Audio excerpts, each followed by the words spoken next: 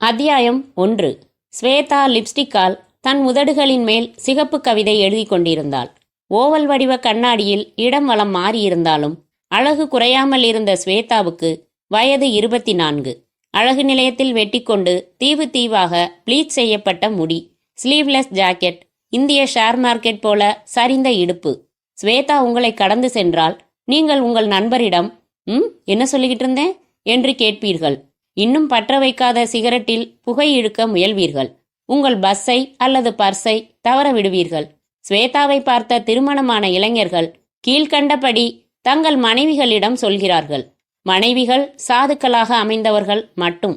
இன்னைக்கு ஒரு பொண்ணை பார்த்தேன். அவசரப்பட்டு உன்னை கல்யாணம் பண்ணிட்டேனேன்னு ரொம்ப வருத்தப்பட்டேன்.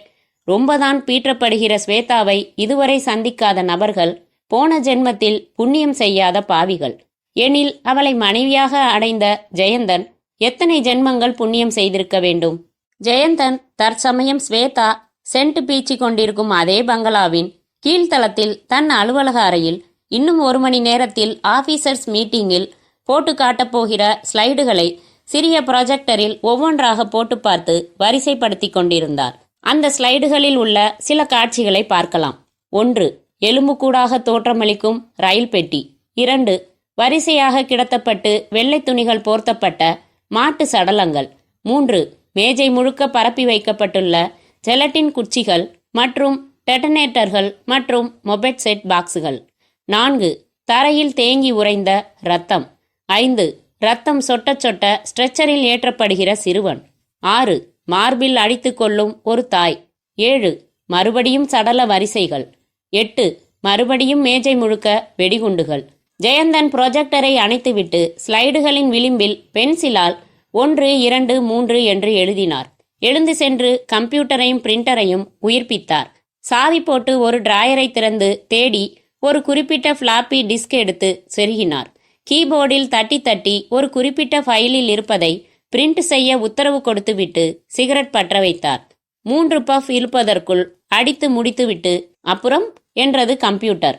மடங்கி விழுந்த வால் காகிதத்தை மடக்கி ஒரு லெதர் ஃபோல்டரில் வைத்துக்கொண்ட ஜெயந்தன் ஒரு சிபிஐ அதிகாரி, டிஐஜி ரேங்க். ஜெயந்தன் பிறக்கும்போதே கோடீஸ்வரன். தாத்தா அப்பாவின் உழைப்பு, ஒரே வாரிசு. இருமினால் 20 டாக்டர்கள் வருவார்கள். சினுங்கினால் சிஎல்ஓ கிடைக்கும். திசையெல்லாம் பணம், திகட்ட திகட்ட பணம். ஆனால் ஜெயந்தனை அந்த பணம் வேறு பாதைகளில் செலுத்தவில்லை.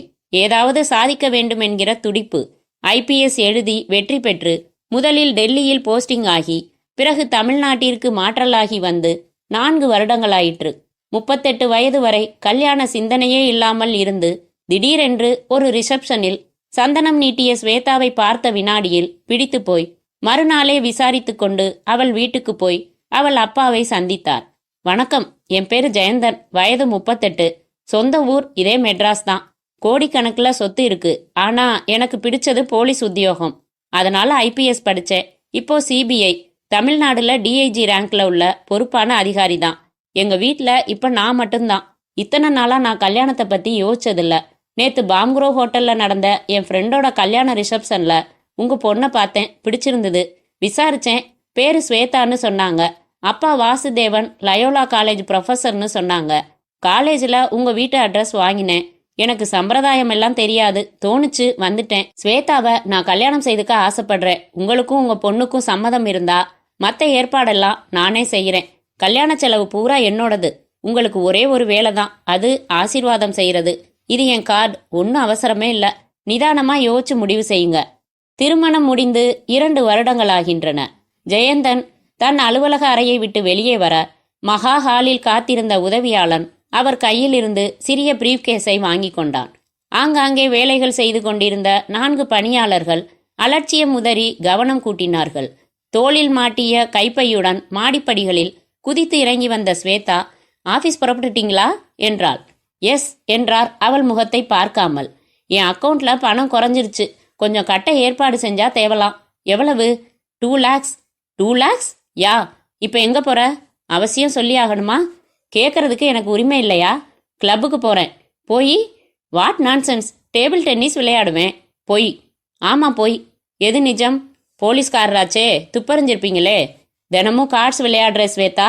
Double S. தினமும் ஆயிரக்கணக்கில் தோக்கற. முந்தா நாள் 23,000 ஜெயிச்சேன். தோக்குறது தான் அதிகம், பத்தாவதுக்கு ப்ரெஸ் வேற. எனக்கு பிடிச்சிருக்கு. எது? என்னோட சோசியல் ஆக்டிவிட்டீஸ். உதவியாளன் சற்று தள்ளி சங்கடமாக நெளிந்தான்.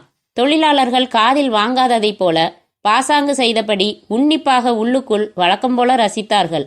ஸ்வேதா மௌனமாக முறைத்தாள். ஏன் இப்படி மாறிட்ட? உங்க உலகம் வேற, ஏன் உலகம் வேற. சரியா தப்பான்னு பல தடவை வாதம் செஞ்சாச்சு. உங்களுக்கு பிடிச்சது கடமை, எனக்கு பிடிச்சது உல்லாசம். சாதிக்கிறதுக்குன்னு நீங்க அர்ப்பணம் செய்துட்டீங்க உங்க வாழ்க்கைய. எனக்கு ஒவ்வொரு நிமிஷமும் சந்தோஷமா இருக்கணும். இதுதான் சந்தோஷமா? எனக்கு வாதம் செய்ய பிடிக்கல. காலையில என் மூட கெடுக்காதீங்க. என் கணக்குல பணம் கட்டிடுங்க. கிரெடிட் கார்டுல நிறைய பர்ச்சேஸ் பண்ணியிருக்கேன். பணம் இல்லைன்னு நான் சொன்னா எப்படி சொந்தமா பணம் சம்பாதிக்கிறதுன்னு எனக்கு தெரியும். விருட்டென்று வெளியேறினாள் ஸ்வேதா. தன் மாருதி ஜென்னை கிளப்பிக்கொண்டு சீறினாள். ஜெயந்தன் டென்ஷன் ஆகி சோஃபாவில் அமர்ந்தார். உதவியாளன் மனோகர் அருகில் வந்தான். காபி, டீ ஏதாச்சும்? ஒரு புண்ணாக்கும் வேணாம் சார். 10:30 மணிக்கு மீட்டிங். பெருமூச்சு விட்டார் ஜெயந்தன். எழுந்தார். Yes, let's go. வெளியே வந்து ஏசி காரில் அமர்ந்து சிந்தனையில் ஆழ்ந்தார் ஜெயந்தன். மனோகர் முன் சீட்டில் மடியில் பிரீஃப்கேஸுடன் மௌன இயந்திரமாய் அமர்ந்திருக்க கார் ஓடியது. அத்தியாயம் 2. அந்த சிறிய கான்ஃபரன்ஸ் ஹாலில் 2 ஸ்பிளிட் ஏசி இயந்திரங்கள் சத்தம் போடாமல் ரகசியமாக குளிர் நிரப்பிக் கொண்டிருந்தன. லாடம் வடிவத்தில் நீளமான மேஜை, வசதியான நாற்காலிகள், மொத்தம் 28 உயர்மட்ட அதிகாரிகள் கூடியிருக்க, ஒவ்வொருவருக்கும் மைக், ஒவ்வொருவருக்கும் மினரல் வாட்டர். ரிமோட் கண்ட்ரோல் மூலம் ஸ்லைட் ப்ரொஜெக்டரை அணைத்தார் ஜெயந்தன். சைகை காட்ட ஹாலின் பொய்க்கூரையில் புதைந்த டியூப்லைட்டுகள் சிமிட்டாமல் எரிந்தன. ஆங்கிலத்தில் தன் பேச்சை தொடர்ந்தார். ஆக, இதுவரை நிகழ்ந்த வெடிகுண்டு சம்பவங்களில் ஒரே மாதிரியான வெடிகுண்டுகள் கைப்பற்றப்பட்டிருக்கின்றன. கைது செய்யப்பட்ட தீவிரவாதிகளின் வாக்குமூலங்களில் முரண்பாடில்லை. பாகிஸ்தான் நாட்டின் உளவுத்துறையின் பங்கு இதில் அதிகம் என்பது வெளிப்படையாக தெரிகிறது. நமக்கு முன்பே பல பத்திரிகைகளும் அதிகாரப்பூர்வமாக பதிவிட்டன. தமிழகத்தை மீண்டும் அமைதி பூங்காவாக உருவாக்க வேண்டிய மிகப்பெரிய பொறுப்பு நம்மிடம் ஒப்படைக்கப்பட்டிருக்கிறது. மத பிரச்சினை நமது நாட்டில் நேற்று புதிதாக முளைத்த ஒரு பிரச்சினை இல்லை. மகாத்மா காலத்திலிருந்து தொடரும் ஒன்று. இந்துக்களும் இஸ்லாமியர்களும் இன்றைக்கும் சகோதர பாசத்துடன் தான் வாழ்ந்து கொண்டிருக்கிறார்கள். 2 தரப்பிலும் வன்முறைகளில் ஈடுபடும் தீவிரவாத கூட்டம் ஒரு குறைவான சதவிகிதம்தான். அதிலும் உண்மையான மதவெறி கொண்ட கூட்டம் குறைவுதான். பல இளைஞர்களுக்கு மதவெறி ஊட்டப்படுகிறது. இந்த பிரச்சனையின் ஆணிவேரை களைய வேண்டிய தருணம் இது. தீவிரவாத இளைஞர்கள் எந்த அமைப்பில் இருந்தாலும் அவர்கள் மேல் கடுமையான நடவடிக்கைகள் எடுக்க மத்திய அரசும் மாநில அரசும் தயாராக இருக்கிறது. இது குறித்த நமது செயல்பாடுகளில் அரசியல் தலையீடு இருக்காது என்று உத்தரவாதம் அளித்திருக்கிறார்கள். இப்போது நமது கைகள் சுதந்திரமாக செயல்பட்டு கொண்டிருக்கின்றன. மக்களுக்கு நடுவில் ஏற்கனவே ஊடுருவியுள்ள தீவிரவாதிகளை தேடி பிடித்து கைது செய்யவும், பதுக்கி வைக்கப்பட்டுள்ள ஏராளமான வெடிமருந்துகளை கைப்பற்றவும் பல வகையான நடவடிக்கைகளை நாம் இப்போது வெற்றிகரமாக நடத்தி வருகிறோம். ஜெயந்தன் நிறுத்தி தண்ணீர் குடித்தார். தொடர்ந்தார். இது ஒரு புறம் இருக்க, இப்போது மத்திய அரசிடம் இருந்து நமக்கு புதியதொரு பொறுப்பு கொடுக்கப்பட்டிருக்கிறது. தமிழ்நாட்டில் பாகிஸ்தானின் உளவுத்துறையைச் சேர்ந்த பல ஒற்றர்கள் வேரூன்றி இருக்கிறார்கள். அவர்கள்தான் இந்த தீவிரவாதிகளுக்கும் உளவுத்துறை தலைமைக்கும் பாலமாக இருந்து செயல்படுகிறார்கள். இந்த ஒற்றர்கள் இங்கே ரகசியமான ஆனால் வலுவான ஒரு சங்கிலி பிணைப்பை ஏற்படுத்தி உள்ளார்கள். பாகிஸ்தானின் உளவுத்துறைக்காக உழைக்கும் இந்த ஒற்றர்களின் கூட்டத்தில் தமிழகத்தைச் சேர்ந்த சில முக்கிய புள்ளிகளுக்கும் தொடர்பு உண்டு என்று ஒரு அதிர்ச்சியான தகவல் கிடைத்திருக்கிறது. மதத்திற்கு அப்பாற்பட்டு பணத்தாசையால், உயிராசையால் பலர் ஒற்றர்களாக நேரடியாக செயல்பட்டு தீவிரவாதிகளை ஆதரித்து கொண்டு இருக்கிறார்கள். இந்த சுயநல கூட்டத்தில் எல்லா மதத்தினரும் இருக்கிறார்கள். சில அரசியல்வாதிகளும் சில அரசு அதிகாரிகளும் கூட பாகிஸ்தான் உளவுத்துறையிடம் விலை போயிருக்கிறார்கள். யார் இவர்கள்? எங்கே, எப்படி செயல்படுகிறார்கள்? இந்த ரகசிய ஒற்றர்களை கண்டுபிடித்து கைது செய்ய வேண்டிய இந்த மகத்தான பொறுப்பு நம்மிடம் ஒப்படைக்கப்பட்டிருக்கிறது. இந்த பணிக்கு ஆபரேஷன் செக் அவுட் என்று பெயர் சூட்டப்பட்டுள்ளது. 1 மாதத்திற்குள் தமிழகத்தில் உள்ள இந்த ஒற்றர்கள் அத்தனை பேரையும் வளைத்தாக வேண்டும். இந்த பணியின் தலைமை பொறுப்பை சிபிஐ டைரக்டர் அவர்கள் என்னிடம் ஒப்படைத்திருக்கிறார். தமிழகத்தில் ஊடுருவியுள்ள தீவிரவாதிகளை ஒடுக்கும் பல்வேறு பணிகளில் ஈடுபட்டிருக்கும் நீங்கள் அனைவரும் எனக்கு ஒத்துழைப்பு தர வேண்டும் என்று கேட்டுக்கொள்கிறேன். இந்த ஆபரேஷன் தொடர்பான ஆரம்ப தகவல் சேகரிப்பு பணியில் இறங்கியிருக்கிறேன். இதுவரை நிகழ்ந்த வெடிகுண்டு சம்பவங்கள் குறித்த போலீசாரின் ரிப்போர்ட்ஸ், கைது செய்யப்பட்ட தீவிரவாதிகளின் வாக்குமூலங்கள் இவற்றை ஆழமாக பரிசீலித்து வருகிறேன். இதில் நேரடியாக எனக்கு முழு நேரமும் உதவக்கூடிய 2 ஆபீசர்களை உங்களிலிருந்து தேர்வு செய்ய இருக்கிறேன். பொறுப்பை நான் ஏற்றிருந்தாலும் இது ஒரு டீம் ஒர்க் என்பதை நான் மறக்க மாட்டேன். இந்த ஆபரேஷன் செக் அவுட் தீவிரவாதத்திற்கு எதிரான கடுமையான ஒரு நடவடிக்கை. இதை நம் உத்தியோக கடமை என்பதை விட சமுதாய கடமை என்று உணர்ந்து செயல்படுமாறு கேட்டுக்கொள்கிறேன். எல்லா அதிகாரிகளும் மெலிதாக மேஜை மேல் தட்டினார்கள். இப்போது எல்லோரும் கலந்துரையாடலாம். இந்த ஆபரேஷன் செக் அவுட்டை எப்படி விரைவாக சாமர்த்தியமாக செய்து முடிக்கலாம் என்பதற்கு உங்கள் ஒவ்வொருவரின் ஆலோசனைகளையும் நான் வரவேற்கிறேன். ஜெயந்தன் தன் முன்னால் இருந்த ஃபைலை திறந்து வைத்துக்கொண்டு வெள்ளை காகிதத்தில் குறிப்பெழுத தயாரானார். ஒவ்வொரு அதிகாரியாக பேச பேச எழுதி கொண்டார். 4 மணி நேரம் அந்த ஆலோசனை கூட்டம் நிகழ்ந்தது. அத்தியாயம் 3. ஜெயந்தன் தன் தனி அறையில் சாப்பிட்டு முடித்து எழுந்ததும் டீப்பாய் மேல் பரப்பியிருந்த கேரியர் கிண்ணங்களை பியூன் எடுத்துச் சென்றான். அகலமான ஜன்னல் அருகே வந்து நின்று திரையை விலக்கி கண்ணாடி கதவுகளில் ஒன்றை திறந்து வைத்து சிகரெட் பற்ற வைத்து கொண்டு அந்த 4வது மாடியிலிருந்து தெரிந்த சாலையில் வாகன போக்குவரத்தை பார்த்தார் ஜெயந்தன். ஹாய் என்று வந்தார் வைகுந்த், மற்றொரு அதிகாரி. மேஜை மேலிருந்த ஜெயந்தன் சிகரெட் பாக்கெட்டில் இருந்து ஒன்றை எடுத்து உதட்டில் வைத்துக்கொண்டு அவரிடம் வர ஜெயந்தன் தன் லைட்டரால் பற்ற வைத்தார். இன்னைக்கு மீட்டிங்ல பிரமாதமா பேசின ஜெயந்த், ஆனா ஓ முகத்துல வழக்கமான உற்சாகம் இல்ல. Is it? ஏதோ ஒரு வழி தெரிஞ்சுது. Are you all right? Nothing Vaikunth. ஒரு ஆக்ரோஷம் இருக்கும் யூஸ்வலா, இன்னைக்கு அது மிஸ்ஸிங். டிவியில செய்தி வாசிக்கிற மாதிரி உனக்கு சம்பந்தமே இல்லாத ஏதோ ஒரு விஷயத்த பத்தி பேசுற மாதிரி இருந்துச்சு. ஒரு கான்சென்ட்ரேஷன் நிச்சயமா இல்ல. ஆமை கரெக்ட்? இல்ல தப்பா யூகிக்கிறேனா? ஜெயந்தன் பெருமூச்சு விட்டு தன் சிகரெட்டின் சாம்பலை வெளியே தட்டிவிட்டு நெருப்பு முனையை சில வினாடிகள் பார்த்துவிட்டு, யார்கிட்டையாவது நான் ஷேர் பண்ணிக்கிட்டாகணும் வைகுந்த், இல்லைன்னா நான் வெடிச்சிடுவேன். ஐ வாஸ் டிஸ்டர்ப்டு என்றார். என்னப்பா, என்ன ப்ராப்ளம்? நாளைக்கு ஈவினிங் நீ ஃப்ரீயா வைகுந்த்? உன் வீட்டுக்கு நான் வரட்டுமா? Shall we talk personal? Sure. எப்போ வர்ற? 7. ஓகே, வெயிட் பண்ணுறேன், வா. I want to drink. ஏற்பாடு பண்ணுறியா? பல வருஷமாச்சுப்பா நீ நிறுத்தி. கொஞ்ச நாளாக மறுபடி ஆரம்பிச்சிருக்கேன். ஏன் தினம் எனக்கு அட்வைஸ் பண்ணுறவன் நீ? சொல்கிறேன், உங்ககிட்ட மனம் விட்டு பேச விரும்புகிறேன். ஒரு நல்ல ஃப்ரெண்டாக உன்னோட அட்வைஸ் எனக்கு தேவைப்படுது. வழக்கமாக நான் தான் உங்ககிட்ட அட்வைஸ் வாங்கிக்குவேன். சொல்லு, எனக்கு தெரிஞ்சதா சொல்கிறேன் என்றார் வைகுந்த். டெலிஃபோன் ஒலிக்க, அப்போ வேலையை பாரு, நாளைக்கு ஈவினிங் வா, எல்லாம் ஏற்பாடு பண்ணி வச்சிருக்கேன் என்று வைகுந்த் வெளியேற ஜெயந்தன் ஃபோனை எடுத்தார். Hello, Jayanthan here. சார், நான் திரிவேதி, டார்லிங் பத்திரிகையோட பப்ளிஷர் அண்ட் எடிட்டர். உங்ககிட்ட எனக்கு 5 நிமிஷம் அப்பாயின்மெண்ட் வேணும். சாரி, நான் கொஞ்ச நாளைக்கு ப்ரெஸ் பீப்புள் யாரையும் சந்திக்கிறதா இல்லை. தவிரவும் ஏன் இன்டர்வியூ போடுற மாதிரி பத்திரிக்கை இல்லையே உங்களோடது. சார், நான் உங்களை சந்திக்க விரும்புறது பத்திரிக்கை சம்பந்தமா இல்லை, பின்ன ஒரு பர்சனல் மேட்டர் சார். போன்லேயே சொல்லுங்களேன். ஏன் பர்சனல் மேட்டர் இல்லை, உங்க பர்சனல் மேட்டர். ஏன் பர்சனல் மேட்டரா என்றவர் தன் வாட்சை பார்த்துவிட்டு, இப்போ மணி 1:30, 2:30க்கு நான் ஆஃபீஸை விட்டு வெளியில் புறப்படுறேன். அதுக்குள்ளே உங்களால் வர முடியுமா மிஸ்டர்? பேர் என்ன சொன்னீங்க? SH திரிவேதி. அரை மணி நேரத்தில் நான் உங்கள் ஆஃபீஸில் இருப்பேன் சார். வெல்கம் என்று வைத்தார். ஒரு ஃபைலை எடுத்து புரட்ட துவங்கினார். அத்தியாயம் 4. திரிவேதி வந்து கை குலுக்கும் வரை ஒரு நடுத்தர வயது மனிதராகத்தான் ஜெயந்தன் கற்பனை செய்து வைத்திருந்தார். ஆனால் திரிவேதி கல்லூரி மாணவன் போல் இருந்தான். ஜீன்ஸ் பேண்ட், கழுத்து வரை வெள்ளை டிஷர்ட் அணிந்து மேலே ஒரு பிளேயப்பர் போட்டிருந்தான். காலரை தாண்டி பிடரியில் முடி வழிந்தது. மீசையை முந்தானால் சிரைத்திருந்தான். ரிம் இல்லாத கோழி முட்டை சைஸ் குளிர் கண்ணாடி தாண்டியும் புருவங்கள் தெரிந்தன. செல்போன், லெதர் பவுச், கார் சாவி மூன்றையும் மேஜை மேல் வைத்துவிட்டு கை குலுக்கி காட்டப்பட்ட நாற்காலியில் அமர்ந்தவன் மேஜை மேல் தேடினான். என்ன வேணும் என்றார் ஜெயந்தன்.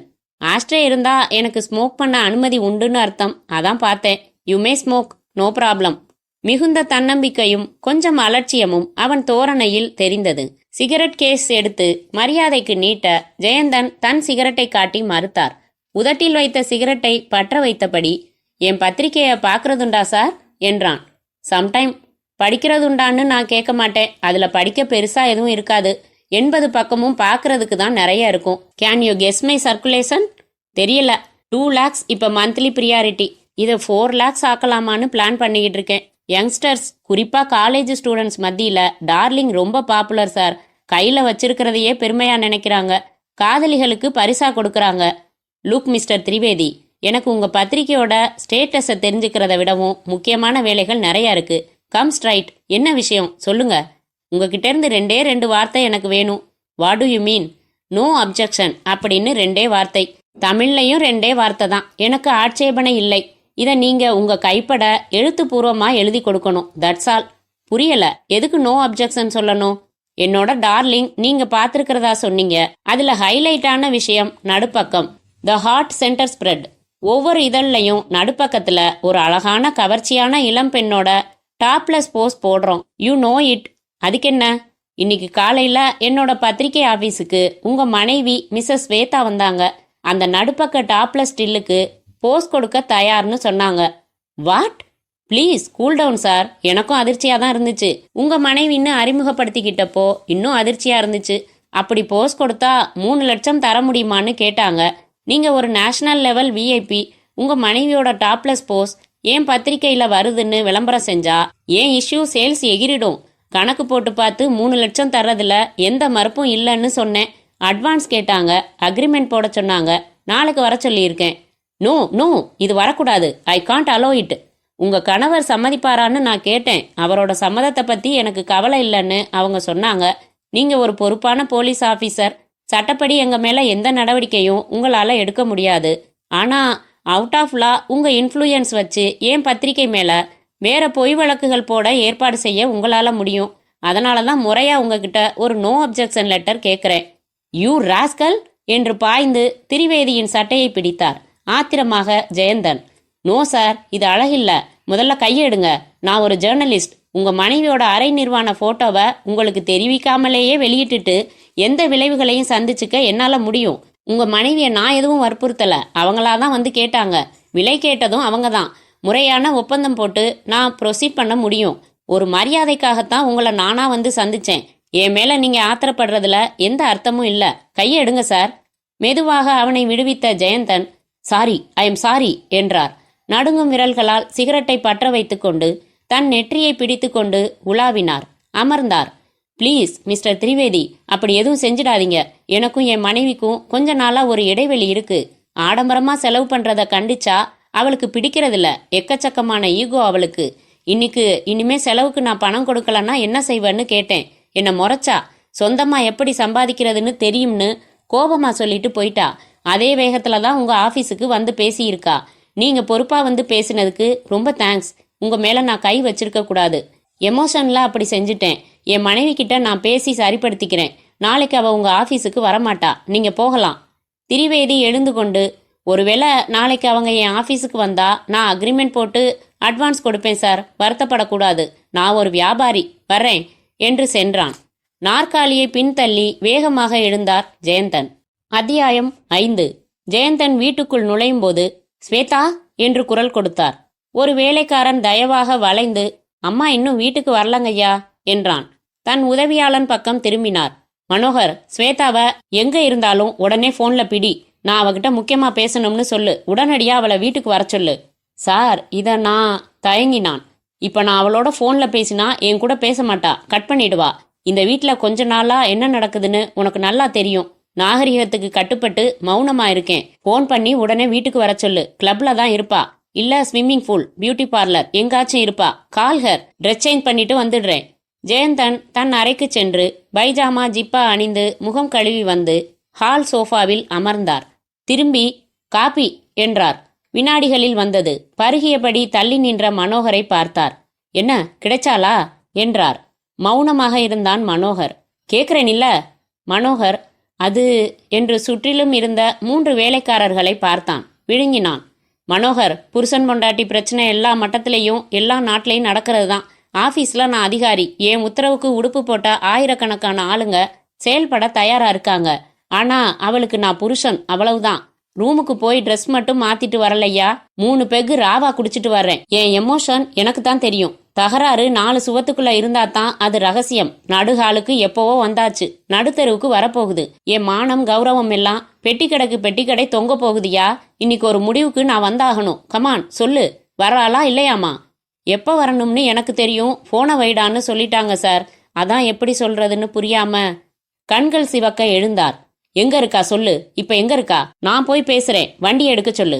சார் ப்ளீஸ் வேணாம். இப்ப நீங்க ரொம்ப எமோஷனலா இருக்கீங்க. உங்களுக்கு தெரியாததில்ல. கொஞ்சம் கண்ட்ரோல் பண்ணிக்கங்க சார். டேமிட், காலையில பணம் கொடுக்கலன்னா என்ன செய்வேன்னு நான் கேட்டப்போ நீயும் தானே இருந்த இங்க. என்ன பண்றதா இருக்கா தெரியுமா அவ? சொல்லவே வாய் கூசுது. எப்படி என்ன கண்ட்ரோல் பண்றது? எங்க இருக்கான்னு சொல்ல போறியா இல்லையா? ப்ளீஸ் சார், பொது இடத்துல போய் நீங்க கொஞ்சம் அமைதியா இருங்க சார். நீங்க ரெஸ்ட் எடுங்க சார். நாளைக்கு நிதானமான மனநிலையில. நாளைக்கு அவ அட்வான்ஸ் வாங்க போறாயா? எதுக்குன்னு கேட்காத. சொல்ல முடியாதபடி அசிங்கம். ஷிட். ஜெயந்தன் சோஃபாவில் தொப்பென்று உட்கார்ந்து திரும்பி, ராஜாமணி, என் ரூம்ல ட்ரெஸ்ஸிங் டேபிள் பின்னாடி விஸ்கி இருக்கு, எடுத்துட்டு வா என்றார். ஐயா, போடா. ராஜாமணி சென்று எடுத்து வந்து தயங்க வெடுக்கென்று பிடுங்கி எதுவும் கலக்காமல் மடக் மடக்கென்று குடித்துவிட்டு வைத்தார். சரக்கென்று கொளுத்தி சிகரெட் பற்ற வைத்தார். ராஜாமணி, ஐயா, உன் பொண்டாட்டிய நீ அடிச்சிருக்கியா? அடிச்சிருக்கேன் ஐயா. வடிவேலு, நீ? அடிச்சிருக்கேன் ஐயா. கந்தசாமி, நீ எப்படி? நானும் அடிச்சிருக்கேன். மனோகர், நீ? இல்ல சார். கோவப்பட்டிருக்கியா இல்லையா? அது எப்படி சார் கோவப்படாம இருக்க முடியும்? பல தடவை கோபப்பட்டிருக்கேன். ஆனா அடிச்சதில்ல, திட்டுறதோட சரி. நான் திட்டினது கூட இல்லையா? ஏன், நீயும் நானும் பொண்டாட்டி அடிக்கிறது அநாகரிகம்னு நினைக்கிற ஜாதி, அது பெண்கள் சுதந்திரத்தை மதிக்காத காட்டு மிராண்டித்தனம்னு நினைக்கிற வர்க்கம். தப்புயா, நாம பண்றது தப்பு. தடவை எல்லை மீறி போறப்போ 2 வச்சிருக்கணும். அவளோட மானம், என்னோட மானம் எல்லாத்துக்கும் சேர்த்து 3 லட்சம் விலை பேசியிருக்காயா? வெளியில பொண்டாட்டியோட போறப்போ தெரியாம ஒருத்தன் இடிச்சிட்டா கூட சட்டைய பிடிப்போம். இன்னைக்கு என் ஆபீஸ்ல ஏன் எதிர்க்க உட்காந்து என் பொண்டாட்டிய கேவலமா படம் எடுத்து புத்தகத்துல போடுவேன்னு சொல்லிட்டு போறான். அவனை என்னால எதுவும் செய்ய முடியல. ஏன்னா இவளே போய் விலை பேசியிருக்காளே. மனோகர் ஆச்சரியத்தில் விழிகளை விரித்தான்.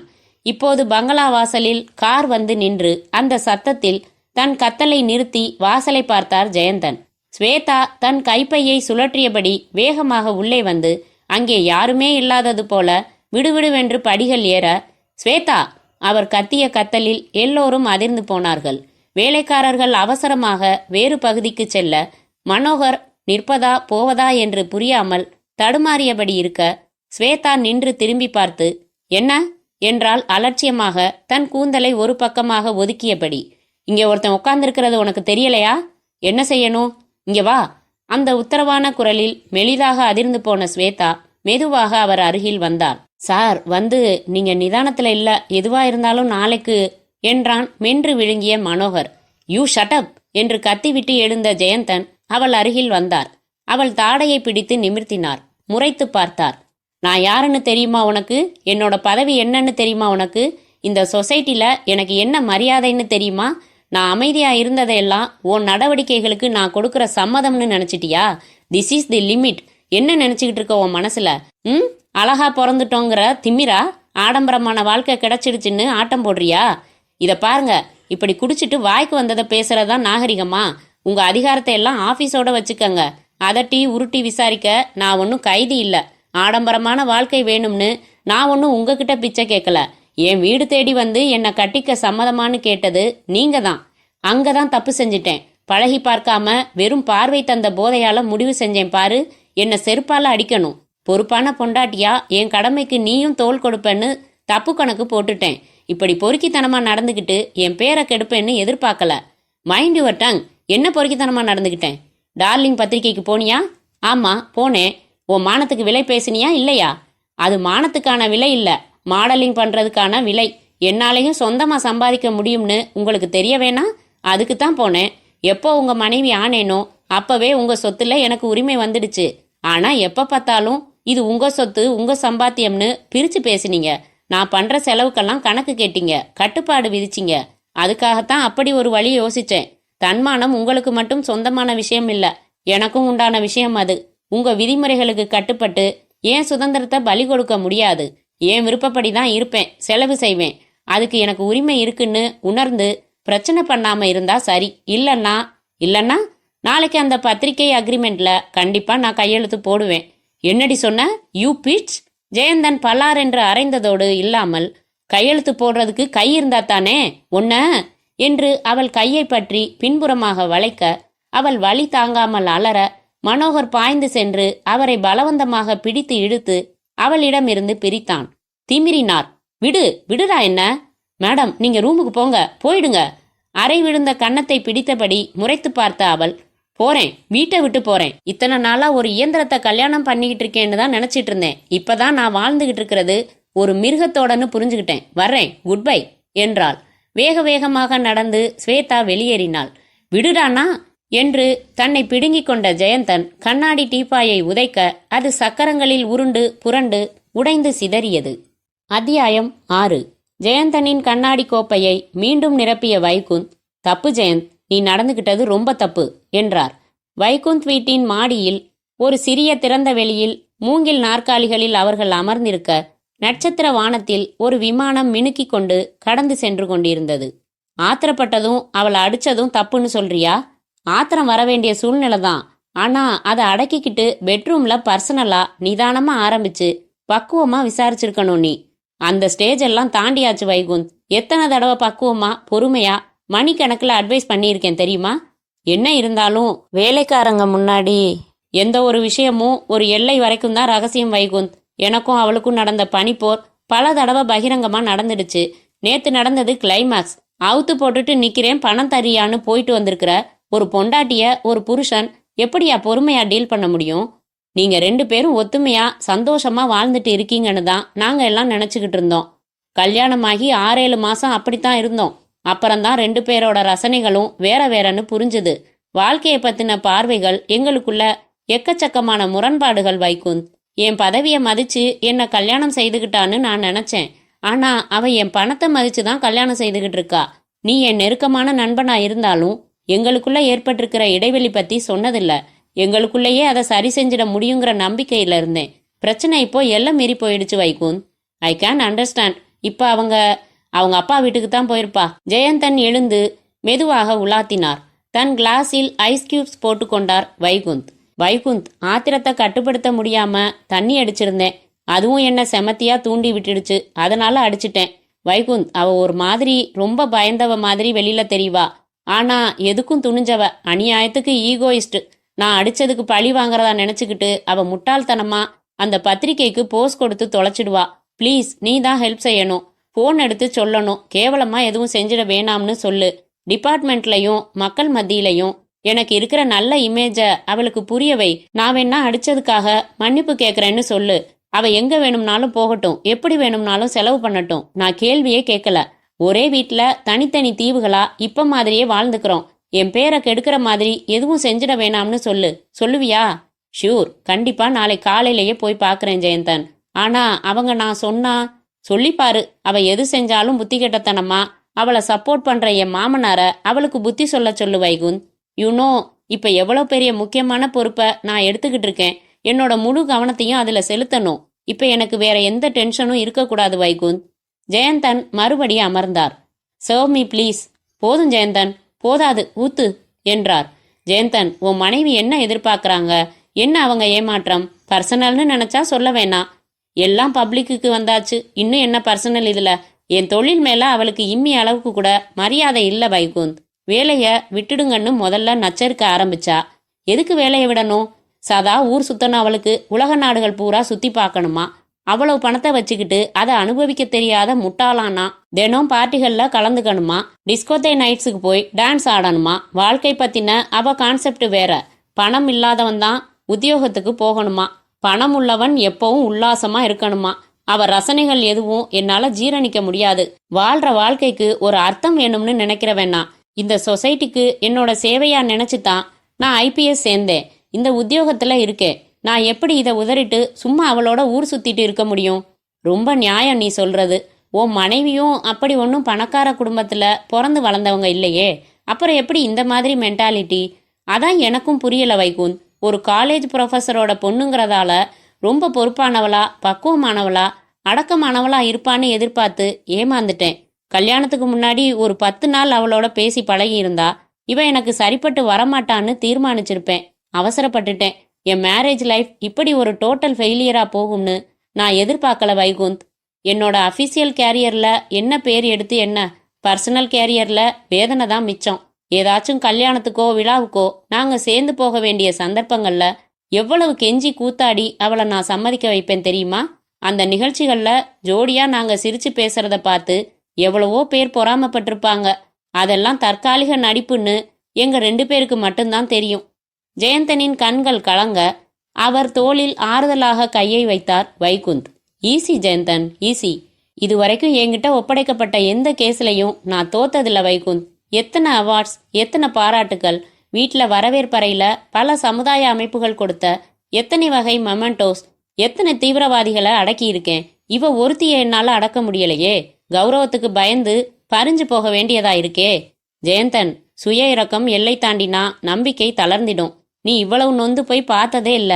டிபார்ட்மெண்ட்ல உனக்கு சிங்கம்னு ஒரு பேர் இருக்கு. நீ இப்படி தைரியம் இழந்து பேசுறது சரியில்லை. ஓகே, நாளைக்கு நான் உன் மனைவிய சந்திச்சு பேசுறேன். உனக்கு திகில் ஏற்படுத்துறதுக்காக அவங்க அந்த பத்திரிகை ஆபீஸ் போயிருப்பாங்க. உன்னை சீண்டி விடுறது தான் அவங்க நோக்கம்னு நான் நினைக்கிறேன்.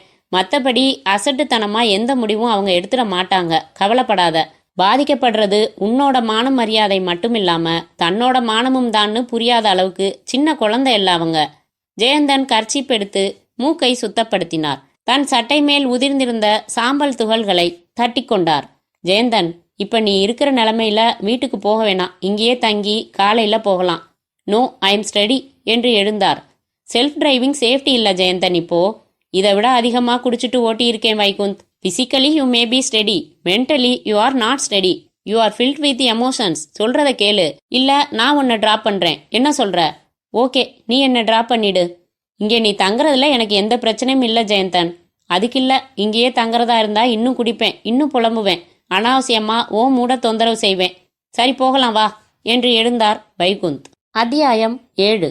பிரமோத் சோப்ரா பில்லியர்ட்ஸ் மேஜையில் அந்த பந்தை எங்கிருந்து கையாளலாம் என்று சிந்தனையுடன் கோணம் பார்த்தான். சுவரோரமாக இயந்திர பொம்மை போல நின்றிருந்தவனை திரும்பி பார்க்க, அவன் வந்து தயாராக வைத்திருந்த கிளாஸ் நீட்ட ஒரு கப் குடித்துவிட்டு கொடுக்க பொம்மை அதன் இடத்திற்கு சென்று விட்டது. கஷ்ட கோணத்தில் இருந்த அந்த பந்தை கவட்டி மேல் ஸ்டிக் வைத்து ரிவர்ஸ் ஷாட்டிற்கு முயற்சி செய்தான். பலிக்கவில்லை. பாக்கெட்டுக்கு பக்கத்தில் சென்று திசை திரும்பி விரோதம் போல நின்று கொண்டது. உஃப் என்று தலையை களைத்து கொண்டான். திரும்பி ஜாடை காட்ட பொம்மை சிகரெட்டும் லைட்டரும் நீட்டியது. சின்ன ஆஸ்ட்ரேயை உள்ளங்கையில் ஏந்தி நின்றது. இப்போது மற்றவன் மேஜையை சுற்றி வந்து கோணம் சிந்திக்க பிரமோத் சோப்ரா சிகரெட் பிடித்தான். அவனை இந்த போக்கஸில் யூமேட்டிக் கேமராவால் படம் பிடித்து ஓசிஎம் ஆக்டிங் விளம்பரத்திற்கு பயன்படுத்தலாம் போல இருந்தான். செல்போன் சிக்கனமாக சங்கீதம் பாட, எக்ஸ்கியூஸ் மீ பிரகாஷ் என்று விட்டு 10 அடி தள்ளி சென்று கோட் பாக்கெட்டிலிருந்து எடுத்து காதில் வைத்துக்கொண்டு பிரமோத் என்றான். நான் தான் பிரமோத், மெசேஜ் வந்திருக்கு. லிப்ஸ்டிக் போட்ட குரல். எங்கேருந்து? கொச்சின். எதுல? ஃபேக்ஸில். ஸ்ட்ரைட்டா? இல்லை கோட். அப்போ நான் தான் வந்தாகணும். அதுக்கு தான் கூப்பிட்டேன். வர்றேன். எவ்வளவு நேரமாகும்? கிளப்பில் இருக்கேன். 20 மினிட்ஸில் வந்துடுறேன். அர்ஜென்ட்டுன்னு போட்டு 3 ஸ்டார் போட்டிருக்கு. அதனால தான் கேட்டேன். அப்போ ஒன்று செய்கிறியா? இங்கே கிளப்பில் ஃபேக்ஸ் இருக்கு. உடனே அனுப்புறியா? நம்பர் சொல்லட்டுமா? சேஃப்டியானதா? இல்லை வேணாம், நான் வந்துடுறேன். ஃபோனை பாக்கெட்டுக்குள் போட்டுக்கொண்டு மேஜையை சமீபித்து பிரகாஷ் தோளில் தட்டி ஐ எம் லீவிங் யா என்றான். பிரமோத், இது பெட் கேம்.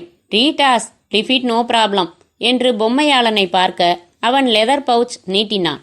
சத்தம் வராமல் ஜிப் இழுத்து 500 கட்டில் எண்ணி 20 நோட்டுகளை விடுவித்து பிரகாஷ் பாக்கெட்டில் செருகி ரைட் என்று விட்டு லிஃப்ட்டுக்கு நடந்தான். பொம்மை அவசரமாக மிச்ச whisky bottle, cigarette box, lighter, mineral water, turkey towel எல்லாம் சேகரித்து கொண்டு அவனை ஓட்டமாக தொடர்ந்தது. கீழ்த்தளத்தில் வெளிப்பட்டு நடந்தபடி ரிமோட்டில் சிக்னல் கொடுக்க வாசலுக்கு அவன் வந்து சேர்ந்தபோது தயாராக சீறி வந்து நின்றது சியல்லோ. ஏறிக்கொண்டான். பொம்மையாளன் முன் சீட்டில் ஏறிக்கொண்டான். டிராவல் சாக்சிஸ் என்றான் பிரமோத். வெண்ணையில் இறங்கும் கத்தியைப் போல சாலையில் நழுவியது கார். செல்போனில் எண்களை தொட்டான். Hello hello VK. பிரமோத், புறப்பட்டுக்கிட்டே இருக்கேன் பிரமோத். சாரி விகே, நம்ம லஞ்ச் மீட்டிங்கை கேன்சல் பண்ண வேண்டியிருக்கு. ஒய்? ஒரு அர்ஜென்ட் மெசேஜ் வந்திருக்கு. அப்போ நாளைக்கு காலையில் கன்ஃபார்ம் பண்ணிடுறேன். Okay, sorry again. கார் நின்று கதவு திறந்து விடப்பட்டு அந்த கமர்ஷியல் காம்ப்ளெக்ஸ் கட்டிடத்திற்குள் நுழைந்தான். உயரும் படிகளில் ஏறி நின்று 2வது மாடிக்கு வந்தான். நடந்தான். சரோஜ் டிராவல்ஸ் என்று பித்தளையில் வெட்டி கிரானைட்டில் பதித்த முரட்டு கண்ணாடி கதவை அலங்காரமான வாட்ச்மேன் சல்யூட்டுடன் திறந்து விட்டான். பொய்கூரைக்கு கீழே கம்ப்யூட்டர்களில் இருந்தவர்கள் விநியோகித்த குட் மார்னிங்குகளை ஆமோதித்துவிட்டு தனியறைக்குள் வந்து ஹாய் என்று மாலினியை ஆங்கிலத்தனமாக உதட்டில் முத்தமிட்டு தன் நாற்காலியில் அமர்ந்தான். ரோஸ்வுட்டால் அலங்கரிக்கப்பட்டிருந்தது. 4 யானை தந்தங்களின் மேல் கருப்பு கண்ணாடி மேஜை. அமர்ந்ததும் ஒரு பட்டனை அழுத்த அறைக்கு வெளியே ஒரு சிறிய சதுரத்தில் do not disturb, no phone calls என்று ஒளிர்ந்து பச்சை குறிப்பை செக்ரட்டரி உடனே அந்த டெலிஃபோன் ஆபரேட்டருக்கு கடத்தினாள். மினி ரெஃப்ரிஜிரேட்டரில் இருந்து டின் கோக் எடுத்து பருகியபடி, எங்கே மெசேஜ் என்றான். பிரிண்டரில் இருந்து கிழிக்கப்பட்ட காகிதத்தை அவனிடம் கொடுத்தாள். 4 வரிகளில் செய்தி, சங்கேத செய்தி, நட்சத்திரம், முற்றுப்புள்ளி, கமா, செமிகமா, ஆச்சரியக்குறி, கேள்விக்குறி இவற்றை கொண்டே அமைக்கப்பட்டிருந்த செய்தி. பிரமோத்திற்கு அந்த சங்கேத மொழி தெரியும். தன் டிஜிட்டல் டைரி எடுத்து தட்டி அதில் பார்த்து கொண்டு பென்சிலால் ஒவ்வொரு குறிக்கும் உரிய ஆங்கில எழுத்துக்களை எழுதி டிப்காட் செய்தான். இப்போது நேரடியாக ஆங்கிலத்தில் இருந்த செய்தியை படித்து பார்த்தான். மேஜைக்கு இந்த பக்கத்திலிருந்து அவனையே பார்த்து கொண்டிருந்தாள் மாலினி. என்ன பிரமோத்? பிரமோத் தன் வாட்சை பார்த்து கொண்டான். 12:30க்கு நாம ஏர்போர்ட்ல இருக்கணும், முடியுமா? இப்போ உடனே கிளம்பினா, காரை நான் ஓட்டினா, டிராஃபிக் ஜாம் எதுவும் இல்லைன்னா முடியும். யார் வர்றா? ஹரிய, போய்கிட்டே சொல்றேன். அடுத்த அரை நிமிடத்தில் மாலினி காரை ஓட்ட அருகில் அமர்ந்திருந்த பிரமோத் அவள் தொடையில் கை வைத்திருந்தான். கிச்சு கிச்சு மூட்டினா டயத்துக்கு போக முடியாது. ஓகே ஓகே, கைகளை எடுத்தான். இப்ப சொல்லேன், வர்றது யாரு? யாசின். யார் அது? தெரியாது. அவனை சந்திக்கணும், கூட்டிட்டு வரணும், விருந்தாளியா ட்ரீட் செய்யணும், அவன் கேட்கறதெல்லாம் செஞ்சு கொடுக்கணும். அடையாளம்? ஏர்போர்ட்ல லவுஞ்சில் பப்ளிக் ஃபோன் பக்கத்துல நிப்பான். தக்காளி பழத்துல செஞ்ச மாதிரி கலரான். 5.8 உயரம், கிரே கலர் பேண்ட், கிரே கலர்ல ஸ்ட்ரைப்ஸ் போட்ட வெள்ளை முழுக்கை சட்டை, மெரூன் கலர்ல எக்கோலாக் சூட்கேஸ் வச்சிருப்பான். ரைட் ஹேண்ட்ல வாட்ச் கட்டியிருப்பான். பாக்கெட்ல 2 பேனா குத்தியிருப்பான். கூலிங் கிளாஸ் போட்டுக்காம பாக்கெட்ல செருகி வச்சிருப்பான். தாராளம், கண்டிப்பா அவனை மிஸ் பண்ண முடியாது. இன்னொரு தகவலும் இருக்கு. அவன் 12:35க்கு தன் சிகரெட்டை பத்த வைப்பான். அதை தூரத்துல இருந்து கவனிச்சுட்டு அப்புறம்தான் அவனை நெருங்கணும். அவன் ஒரே ஒரு தீக்குச்சியால தன் சிகரெட்டை பத்த வச்சா எந்த பிரச்சனையும் இல்லை. அவனை அணுகி பேசலான்னு சிக்னல். சப்போஸ் 2 தீக்குச்சியை சேர்த்து வச்சு உரசி பத்த வச்சா அவனை போலீஸ் கண்காணிக்குதுன்னு அர்த்தம். அவன் பக்கத்துல போகாம பேசாம நாம திரும்பிடணும். ரொம்ப ரொம்ப முன்ஜாக்கிரதை இல்ல? ஒவ்வொரு தடவையும் மறக்காம நீ பில் சாப்பிட்றியே, அதுக்கு பேர் என்னவா? ஏய் பிரமோத்! நடிப்பாக சினுங்கி அவன் புஜத்தில் குத்தினாள். எப்போ என்றான். என்ன மறுபடி எப்போ பில் சாப்பிட போற? நீதான் சொல்லணும். Always at your service boss, except on monthly holidays for technical reasons என்று சிரித்தான். ஐயோ, பி அ ஜென்டில்மேன் பிரமோத். அவனவன் காசு கொடுத்து ஐஎஸ்டியில் லைனில் பேசுகிறான். நான் உன்கிட்ட தானே பேசுகிறேன். இது கூட ஒரு மைண்ட் கிளீனிங் ப்ராசஸ். எதையும் ஜஸ்டிஃபை பண்ணுவியா? எனக்கு நியாயமா படாத எதையும் செய்கிறதில்ல ஹனி. இப்போ பண்ணிக்கிட்டு இருக்கிறது நியாயமா? இந்த நாட்டு சிட்டிசன். நீ எந்த நாட்டுக்காக உழைக்கிற? அமெரிக்கன் டாலர்ஸ் தர்றாங்க பேபி. பணத்துக்காக எதுவும் செய்யலாமா? போர்லையும் காதல்லையும் எதுவுமே தப்பில்லம்பாங்க. இப்போ பணம் சம்பாதிக்கிறதையும் சேர்த்துக்கலாம். நம்ம யூனிவர்சிட்டிஸ் ஒரு டாக்டரை உருவாக்க எவ்வளவு செலவு செய்யுதுன்னு உனக்கு தெரியுமா? இவன் படிச்சுட்டு சொயின்னு ஸ்டேட்ஸ் போயிடுறான். இது துரோகம் இல்லையா? ஒருத்தனை தோக்கடிக்கணும்னு தீர்மானிச்சு லட்சம் பேர் இன்னொருத்தனுக்கு ஓட்டு போடுறாங்க. ஜெயிச்சவன் மறுநாளே தோத்தவனோட கூட்டு சேர்ந்துடுறான். இது துரோகம் இல்லையா? மற்றவங்க தப்பு செய்யறதால நீயும் செய்யற, அப்படியா? இத்தனாம் தேதிக்குள்ள என்ன திருத்துறதா ஏதாச்சும் மனசுக்குள்ள சவால் விட்டுருக்கியா? ஸ்டாப் திஸ் உபதேசம். எனக்கு ஸ்டேட்டுக்கு ஒரு பங்களா, ஸ்விம்மிங் பூலோட இருக்கணும். சொந்தமா ஃப்ளைட் வேணும், தீவு வேணும், 10-15 இண்டஸ்ட்ரீஸ் வேணும். பில்கேட்ஸ் தோல் மேல கை போட்டு பேசணும். அதுக்கு குவியல் குவியலா பணம் வேணும். I just don't care about chilli sentiments. எவ்வளவு அப்பாவி உயிர்கள்! நிறுத்துன்னு சொல்றேன், இல்ல ஓரமா வண்டியை நிறுத்திட்டு இறங்கி போயிடு. அவன் குரலின் கடுமை உணர்ந்து, நான் சும்மா உன்னை சீண்டி பார்த்தா இவ்வளவு சூடாகிறியே. உன்னோட எதிர்கால கனவு திட்டங்கள் எனக்கும் பிடிச்சிருக்கிறதால தானே உன்னோட ஒத்துழைச்சுக்கிட்டு இருக்கேன். கேள்வி கேட்காம என்றாள் மாலினி. இனிமேயும் கேட்காத என்றான். கார் ஏர்போர்ட்டுக்குள் நுழைந்தது. அத்தியாயம் 8. ஏர்போர்ட் லவுஞ்சில் பப்ளிக் போன்கள் பகுதியை பார்க்கும் விதமாக பிரமோத்தும் மாலினியும் நாற்காலிகளில் அமர்ந்தபோது நேரம் 12:31. அந்த பகுதியில் யாசின் அடையாளங்களுடன் யாரும் இல்லை. ஒரு வாசலில் ஒரு கதர் சட்டைக்காரருக்கு மாலைகளும் சால்வைகளும் போட்டு வாழ்க பாடி வரவேற்று கொண்டிருந்த கூட்டத்தை போலீஸ்காரர்கள் கட்டுப்படுத்தி கொண்டிருந்தார்கள். பிளாஷ்கள் மின்னல் பெய்து கொண்டிருந்தன. யாரு என்றான் பிரமோத். டெல்லிக்கு போயிட்டு திரும்புறாரு யாரோ ஒரு தலைவர். தோத்தவரா ஜெயிச்சவரா தெரியலையே. கூட்டத்தை வச்சு சொல்லலாம். கஷ்டம். ஜெயிச்சவரா இருந்தா தயவுக்காக கூடும், தோத்தவரா இருந்தா மவுசு குறையலன்னு காட்டுறதுக்காக அவங்களே கூட்டியிருப்பாங்க. ரொம்ப தேறிட்ட நீ என்று திரும்பியவன், மால் அதை பாரு, 4வது ரோவில். இவளை நான் எங்கேயோ பார்த்திருக்கேனே. சினிமா நடிகை பிரமோத். எஸ் எஸ், டைட்டானிக்க உல்டா பண்றதா நினைச்சு காதல் கப்பல்னு எடுத்து சுட்டுக்கிட்டாங்களே, அந்த படத்துல ஹீரோயின். மேக்கப் இல்லைன்னா சகிச்சிருக்க முடியாது போலிருக்கே. பக்கத்துல யாரு, அம்மாவா சித்தியா? இந்த ஆராய்ச்சி தேவையா? அங்க பாரு, யாசின் வந்தாச்சு. பிரமோத் போன அத்தியாயத்தில் காரில் சொன்ன அத்தனை அடையாளங்களுடன் அந்த இளைஞன் பப்ளிக் டெலிஃபோன் பகுதிக்கு வந்து நின்றான். மெரூன் சூட்கேஸை 2 கால்கள் நடுவில் வைத்துக்கொண்டு ஒரு குட்டி சீப்பெடுத்து தலைவாரியபடி தன்னை யாராவது கவனிக்கிறார்களா என்று கவனித்தான். தன் வாட்சை வலது கையில் பார்த்து கொண்டான். இவர்கள் காத்திருந்தார்கள். 1 நிமிடம் கழித்து 12:35க்கு அவன் சிகரெட் எடுத்து உதட்டில் வைத்து கொண்டான். இவர்கள் உன்னிப்பாக கவனித்தார்கள். தீப்பெட்டி எடுத்து 2 தீக்குச்சிகளை ஒன்றாக எடுத்து உரசி அவன் பற்ற வைத்து கொண்டதும் இவர்கள் எழுந்து வெளியே வந்து காரில் ஏறி புறப்பட்டார்கள். டிராவல்ஸ் ஆபீஸ் வந்த பிரமோத் தனியறையில் ஒரு குறிப்பிட்ட அலங்கார ஓவியத்தை நகர்த்தி சுவரோடு புதைந்திருந்த ஒரு பித்தானை அழுத்த மர வேலைப்பாடுகளில் ஒரு ரகசிய கதவு திறந்தது. உள்ளே 6 அடிக்கு 6 அடி ஒரு ரகசிய சதுர அறை இருக்க அங்கே வந்தான். அங்கே சக்தி வாய்ந்த வயர்லெஸ் கருவி இருக்க அதை உயிர்ப்பித்து குறிப்பிட்ட ஃப்ரீக்வென்சியை தொடர்பு கொண்டு PMD calling over, PMD go head over, airport meeting failure because of 2 mad sticks over, meet in office, I will contact over. கருவியை அணைத்து வெளியே வந்தான். மற்றொரு பித்தான் அழுத்த மரக்கதவு மறுபடி மூடி வால் பேனசிங் டிசைன் ஆகியது. ஓவியத்தை நகர்த்தி சரி செய்தான். சிகரெட் பிடித்தபடி தன் நாற்காலியில் அமர்ந்து சிந்தனையாக இடம் வலம் அசைந்தான். 15 நிமிடங்கள் கழித்து ஃபோன் வந்தது. Pramod here, PMD. எஸ், யாரு? யாசின். ஹலோ யாசின், எங்கேருந்து? ஒரு ஷாப்பிங் காம்ப்ளெக்ஸ் இது. நான் ஏர்போர்ட் வந்திருந்தேன். தெரியும், சூழ்நிலை சரியில்லை, அதனால தான் நோ சிக்னல் கொடுத்தேன்.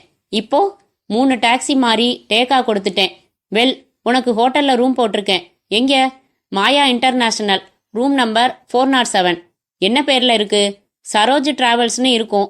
நான் ஃபோன் பண்ணி சொல்லிடுறேன், நீ போய் சாவி வாங்கிக்கலாம். என் சொந்த பேர் வேணா, ஹென்ரின்னு சொல்லுங்க, அந்த பேரில் தான் தங்க போகிறேன். 2 நாளைக்கு மேலே நான் ரூமில் தங்க முடியாது.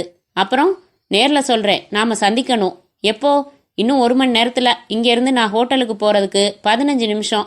நான் குளிச்சு ரெடியாக 45 நிமிஷம். ஓகே, நான் வர்றேன். பாக்கெட் கொடுத்திருக்காரா? பெரிய பாக்கெட், வாங்க முதல்ல ஒப்படைச்சிடுறேன். ரைட்டு என்று வைத்துவிட்டு, மால் 1 மணி நேரம் இருக்கு, என்ன செய்யலாம் என்று கண்ணடித்தான். இங்கேருந்து உன் அப்பார்ட்மெண்ட்டுக்கு போகிறதுக்கே 1/2 மணி நேரம் ஆயிடும். டோன்ட் டிஸ்டர்ப் சிக்னல் போட்டுட்டு. ஏய், நோ பிரமோத், நோ என்று நிஜமாக சினுங்கினாள். அத்தியாயம் 9. ஜெயந்தனின் அலுவலக அறையில் எதிரெதிர் நாற்காலிகளில் ஜெயந்தனும் வைகுந்தும் அமர்ந்திருக்க நடுவில் டீப்பாயில் எவர் சில்வர் தட்டுகளை வைத்து சாப்பாடு பரிமாறினான் பியூன். போய் சிகரெட் வாங்கிட்டு வா, நாங்க பரிமாறிக்கிறோம் என்று அவனை துரத்திவிட்டு, சொல்லு வைகுந்த், காலையிலிருந்து என்னை சஸ்பென்ஸில் வச்சு வதைக்கிற நீ. அதுக்காகத்தான் வற்புறுத்தி என்னோட சாப்பிட கூப்பிட்டேன். சொல்லு, ஸ்வேதாவை பாத்தியா இல்லையா? என்ன சொன்னாவ என்றார் ஜெயந்தன். சாப்பிட்டுட்டு பேசலாமே ஜெயந்தன். நோ, இப்ப சொல்ல போறியா இல்லையா? I can understand. உன் தயக்கமே பதில சொல்லிடுச்சு. உன்கிட்ட அவ முகம் கொடுத்து பேசல, அப்படித்தானே? அலட்சியப்படுத்திட்டா, அப்படித்தானே? கமான். இல்ல, நான் சொன்னதையெல்லாம் பொறுமையா கேட்டுக்கிட்டாங்க. உணர்ச்சி வசப்பட்டு ஒரு வார்த்தை கூட பேசல. அதே மாதிரி உன்னை பத்தி தப்பாவும் எதுவும் சொல்லல. இல்ல, நீ பொய் சொல்ற. சாப்பிடுவோமே, சொல்லு, அப்புறம் சாப்பிடலாம். ஜெயந்தன், நீ அரைஞ்ச ஆத்திரம் மாறாம இருக்கு. தன் தவறுகளை உணர்ந்து பேசல. நான் ரொம்ப கேட்டுக்கிட்டதால அந்த பத்திரிக்கைக்கு போஸ்ட் கொடுக்கறத மறந்துடுறதா சொன்னாங்க. ஆனா அவங்களுக்கு உன்னோட வாழ பிடிக்கல. டைவர்ஸ் நோட்டீஸ் அனுப்ப போறதா சொன்னாங்க. சாதத்தை பிசைந்து கொண்டிருந்த விரல்கள் நின்றன. ஐசி என்றார் உலர்ந்து போய். அப்படியெல்லாம் செய்யாதீங்க. 2 பேரும் ஒரு சண்டே பிக்னிக் மாதிரி வெளியூர் போய் மனம் விட்டு பேசுங்கன்னு முடிஞ்ச வரைக்கும் வாழ்த்து சொல்லிட்டு வந்தேன். உன் மாமனார் சரியான முரட்டு முட்டாளா இருக்காரு. அவங்களுக்கு சப்போர்ட்டாவே பேசுறாரு. அவரை தனியா கூப்பிட்டு 1/2 மணி நேரம் அட்வைஸ் செஞ்சேன். பொண்ணுக்கு நல்ல புத்தி சொல்லி புருஷன் வீட்டுக்கு அனுப்பி வைக்கிற வழிய பாரியான்னு செவிடன் காதுல சங்கூதுற மாதிரி ஊதிட்டு வந்தேன். பார்க்கலாம், பொறுமையாரு. கோபத்துல பேசுற எந்த பேச்சையும் கணக்குல எடுத்துக்க கூடாது. 1 வாரம் போனா மனசு நிதானமாயிடும். தான் செஞ்ச தப்ப உணரும். உன்னோட பிளஸ் பாயிண்ட்ஸ் எல்லாம் நினைச்சு பார்க்கும். அவங்களே தேடி வருவாங்க. அப்படி வர்றப்போ நீ பிகு பண்ணிக்காம சேர்த்துக்க தயாராயிரு. அவ வருவான்னு எனக்கு நம்பிக்கை இல்லை என்று எழுந்தார். என்ன ஜெயந்தன், ஒரு வாய் கூட சாப்பிடாம எந்திரிச்சிட்ட? பசிக்கல, இதுக்குத்தான் சாப்பிட்டதும் சொல்றேன்னு சொன்னேன். ஜெயந்தன் தன் சுழல் நாற்காலியில் அமர்ந்து நீண்டதொரு பெருமூச்சை வெளியேற்றினார். வெல், நான் அவளை நினைச்சு கவலைப்படுறதை விடவும் அதி முக்கியமான வேலைகள் இருக்கு என்று எழுந்தார். எங்கே போற? நேத்து பிடிபட்ட ஒரு தீவிரவாதிய கொஞ்சம் விசாரிக்க வேண்டி இருக்கு, வர்றேன். உனக்கு கம்பெனி கொடுக்காம போறதுக்கு மன்னிச்சிடுப்பா என்று மிடுக்குடன் நடந்து போனார். அத்தியாயம் 10. மாயா இன்டர்நேஷனல் ஹோட்டல் அறையில் பிரமோத் கைகுலுக்கிய போது யாசின் தொளதொளா டிஷர்ட், ஷார்ட்ஸ், தொப்பி, பிரெஞ்சு தாடி, அரை கண்ணாடி, ஹோல்டரில் செருகின சிகரெட் சகிதம் முற்றிலும் அடையாளம் மாறியிருந்தான். மாலினியை அப்பட்டமாக பார்வையால் வருடினான். டிவியில் வி சேனல் பெண் தொப்புளில் வளையம் மாட்டி இடுப்பால் மாவரைத்து கொண்டிருந்தாள். முதல்ல பாக்கெட்டை கொடுத்துட்டா அவளை அனுப்பி வச்சிடுவேன், நாம பேசலாம் என்றான் பிரமோத். ஷியூர் என்று சூட்கேஸ் திறந்து ஒரு காகித பண்டல் எடுத்து கொடுத்தான். பிரமோத் பிரித்து பார்க்க அமெரிக்கன் $100 கட்டுகள் மறுபடி பேக் செய்து, மாலினி நீ போகலாம், நான் சொன்ன மாதிரி செஞ்சிடு என்றான்.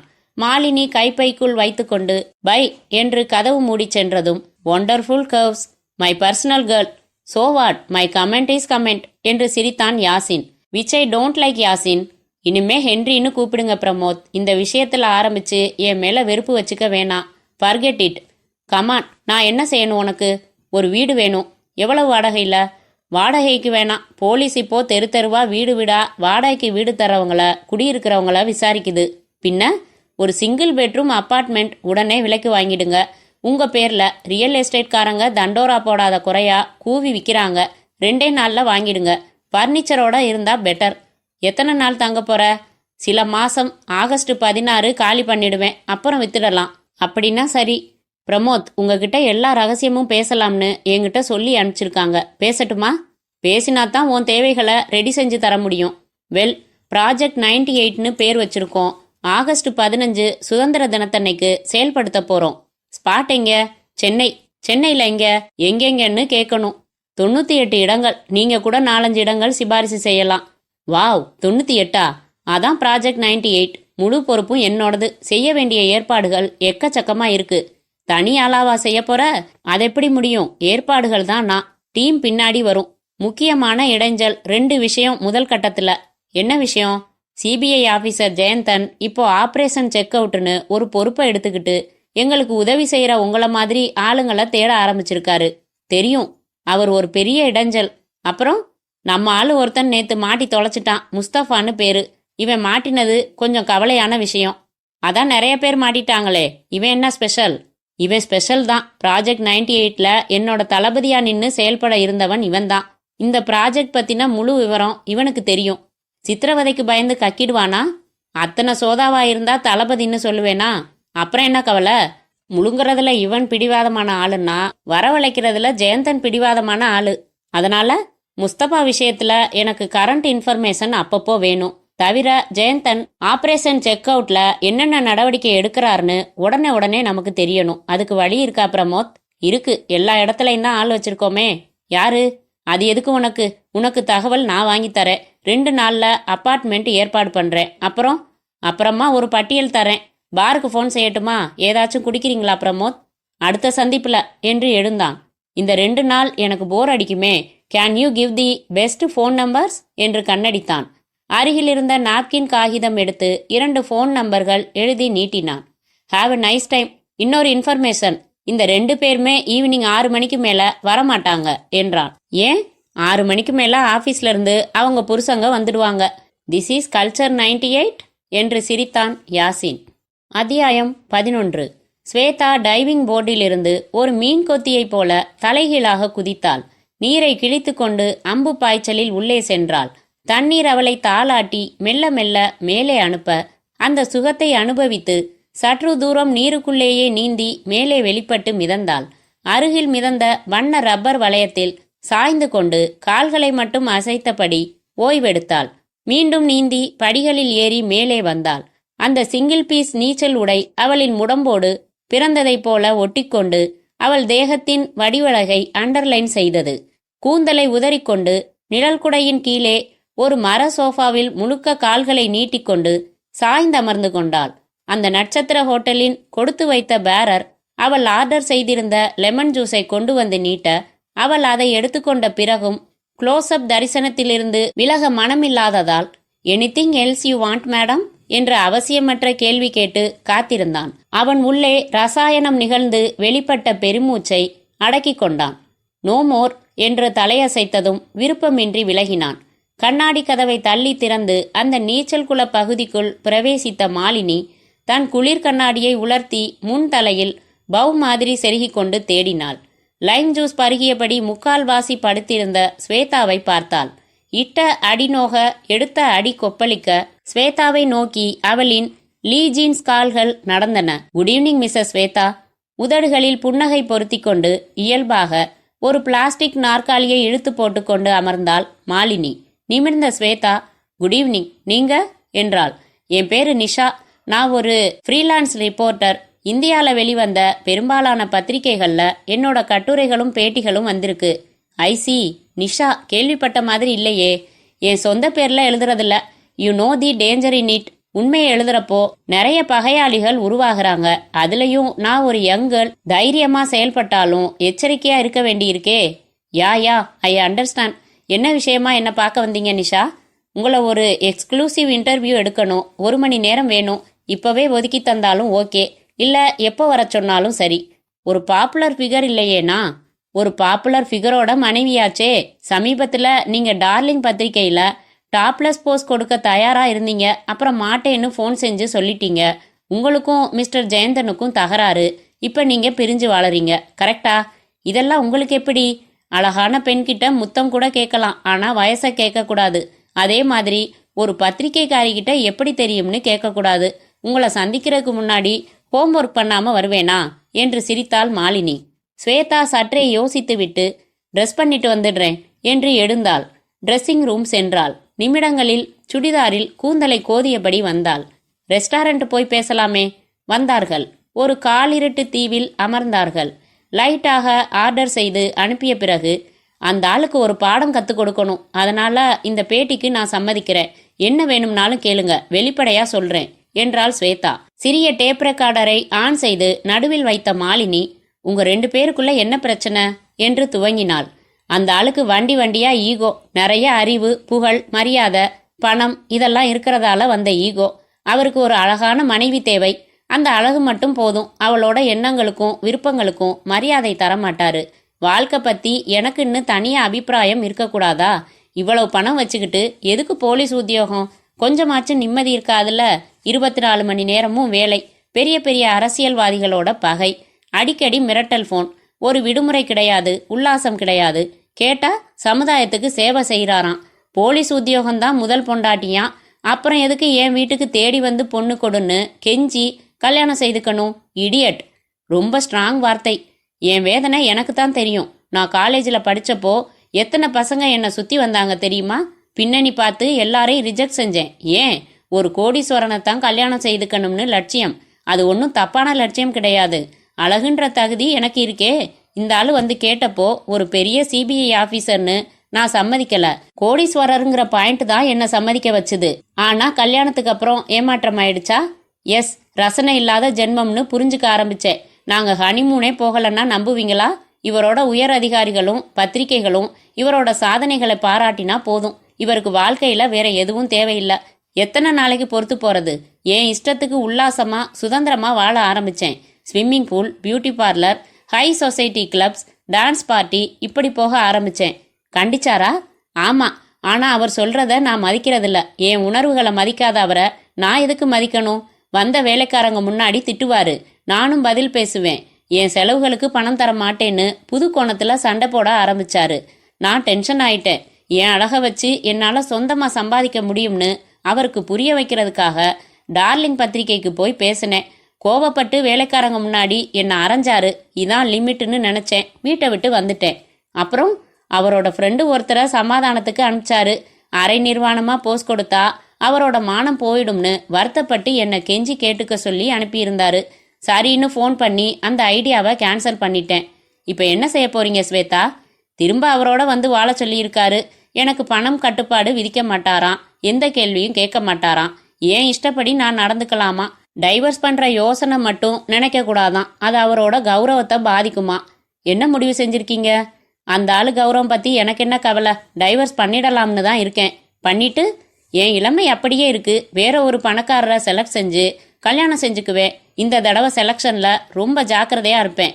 ஆனா என்னோட உல்லாசமான வாழ்க்கைக்கு நிறைய பணம் வேணுங்கிறதாலேயே இன்னொரு ஆம்பளைக்கு வாழ்க்கைய தூக்கி கொடுக்கணுமான்னு யோசிக்கிறேன்.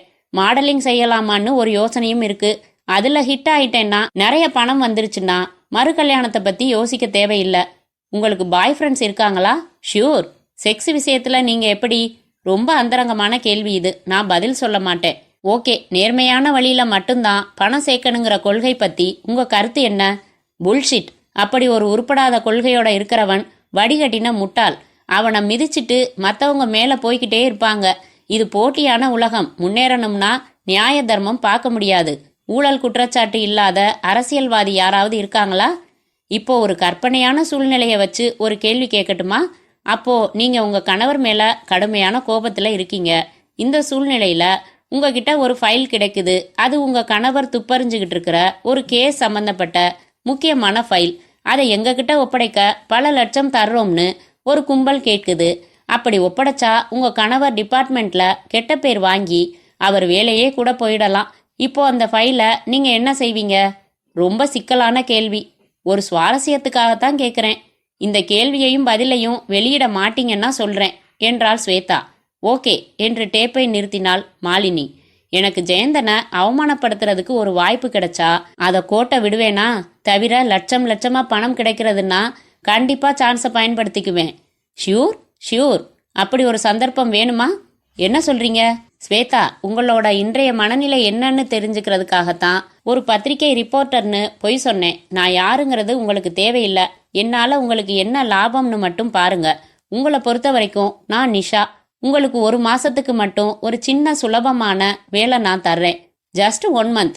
இந்த 30 நாள் வேலைக்கு நான் உங்களுக்கு தர தயாரா இருக்கிற தொகை 25 லட்சம் என்று மாலினி நிறுத்த வியப்பு மாறாமல் இமை கொட்டாமல் பார்த்து கொண்டிருந்தாள் ஸ்வேதா. இது ஏதாச்சும் புது மாதிரியான முட்டாளாக்குற விளையாட்டா? இல்ல, 200% சீரியஸ். இன்னொரு அட்ராக்டிவ் பாயிண்ட்டும் சொல்றேன். மொத்த பணமும் நீங்க வேலையை ஆரம்பிக்கிறதுக்கு முன்னாடியே தர்றேன். கேஷா வேணும்னா கேஷா, இல்லைன்னா நீங்க சொல்ற அக்கௌண்ட்ல பணம் கட்டி சலான் ரிசிப்ட் தர்றேன். ஸ்வேதா அவளை உற்று பார்த்தாள். நான் என்ன செய்யணும்? அத்தியாயம் 12. ஒழுங்கா பதில் சொல்லணும் முஸ்தபா என்றார் ஜெயந்தன். அந்த விசாரணை அறையில் நாற்காலி போட்டு அமர்ந்திருந்தார். ஒரே ஒரு தொங்கும் விளக்கு. ஆபரேஷன் தியேட்டர் போல நீல உயர மேஜை மேல் படுக்க வைத்து கை கால்களுக்கு தனித்தனியாக பெல்ட் மாட்டப்பட்டிருந்த முஸ்தபா மேல் வட்டமாக வெளிச்சமடித்து கொண்டிருந்தது. முஸ்தபா உடம்பில் ஒரு ஜட்டி மட்டும் இருந்தது. அங்கங்கே காயங்களில் ரத்தம் உறைந்திருந்தது. கழுத்தை சைடில் திருப்பி சலனமில்லாமல் ஜெயந்தனை பார்த்து கொண்டிருந்தான். இதுக்கு முன்னாடி உன்னை விசாரிச்ச அதிகாரிங்க கிட்ட நீ உண்மை பேசல. என்கிட்ட நீ உண்மை பேசியாகணும். இல்லன்னா என்ன செய்வீங்க? I don't care. உங்க டிபார்ட்மெண்ட்ல இன்னும் எத்தனை வகை சித்திரவதை வச்சிருக்கீங்க சார்?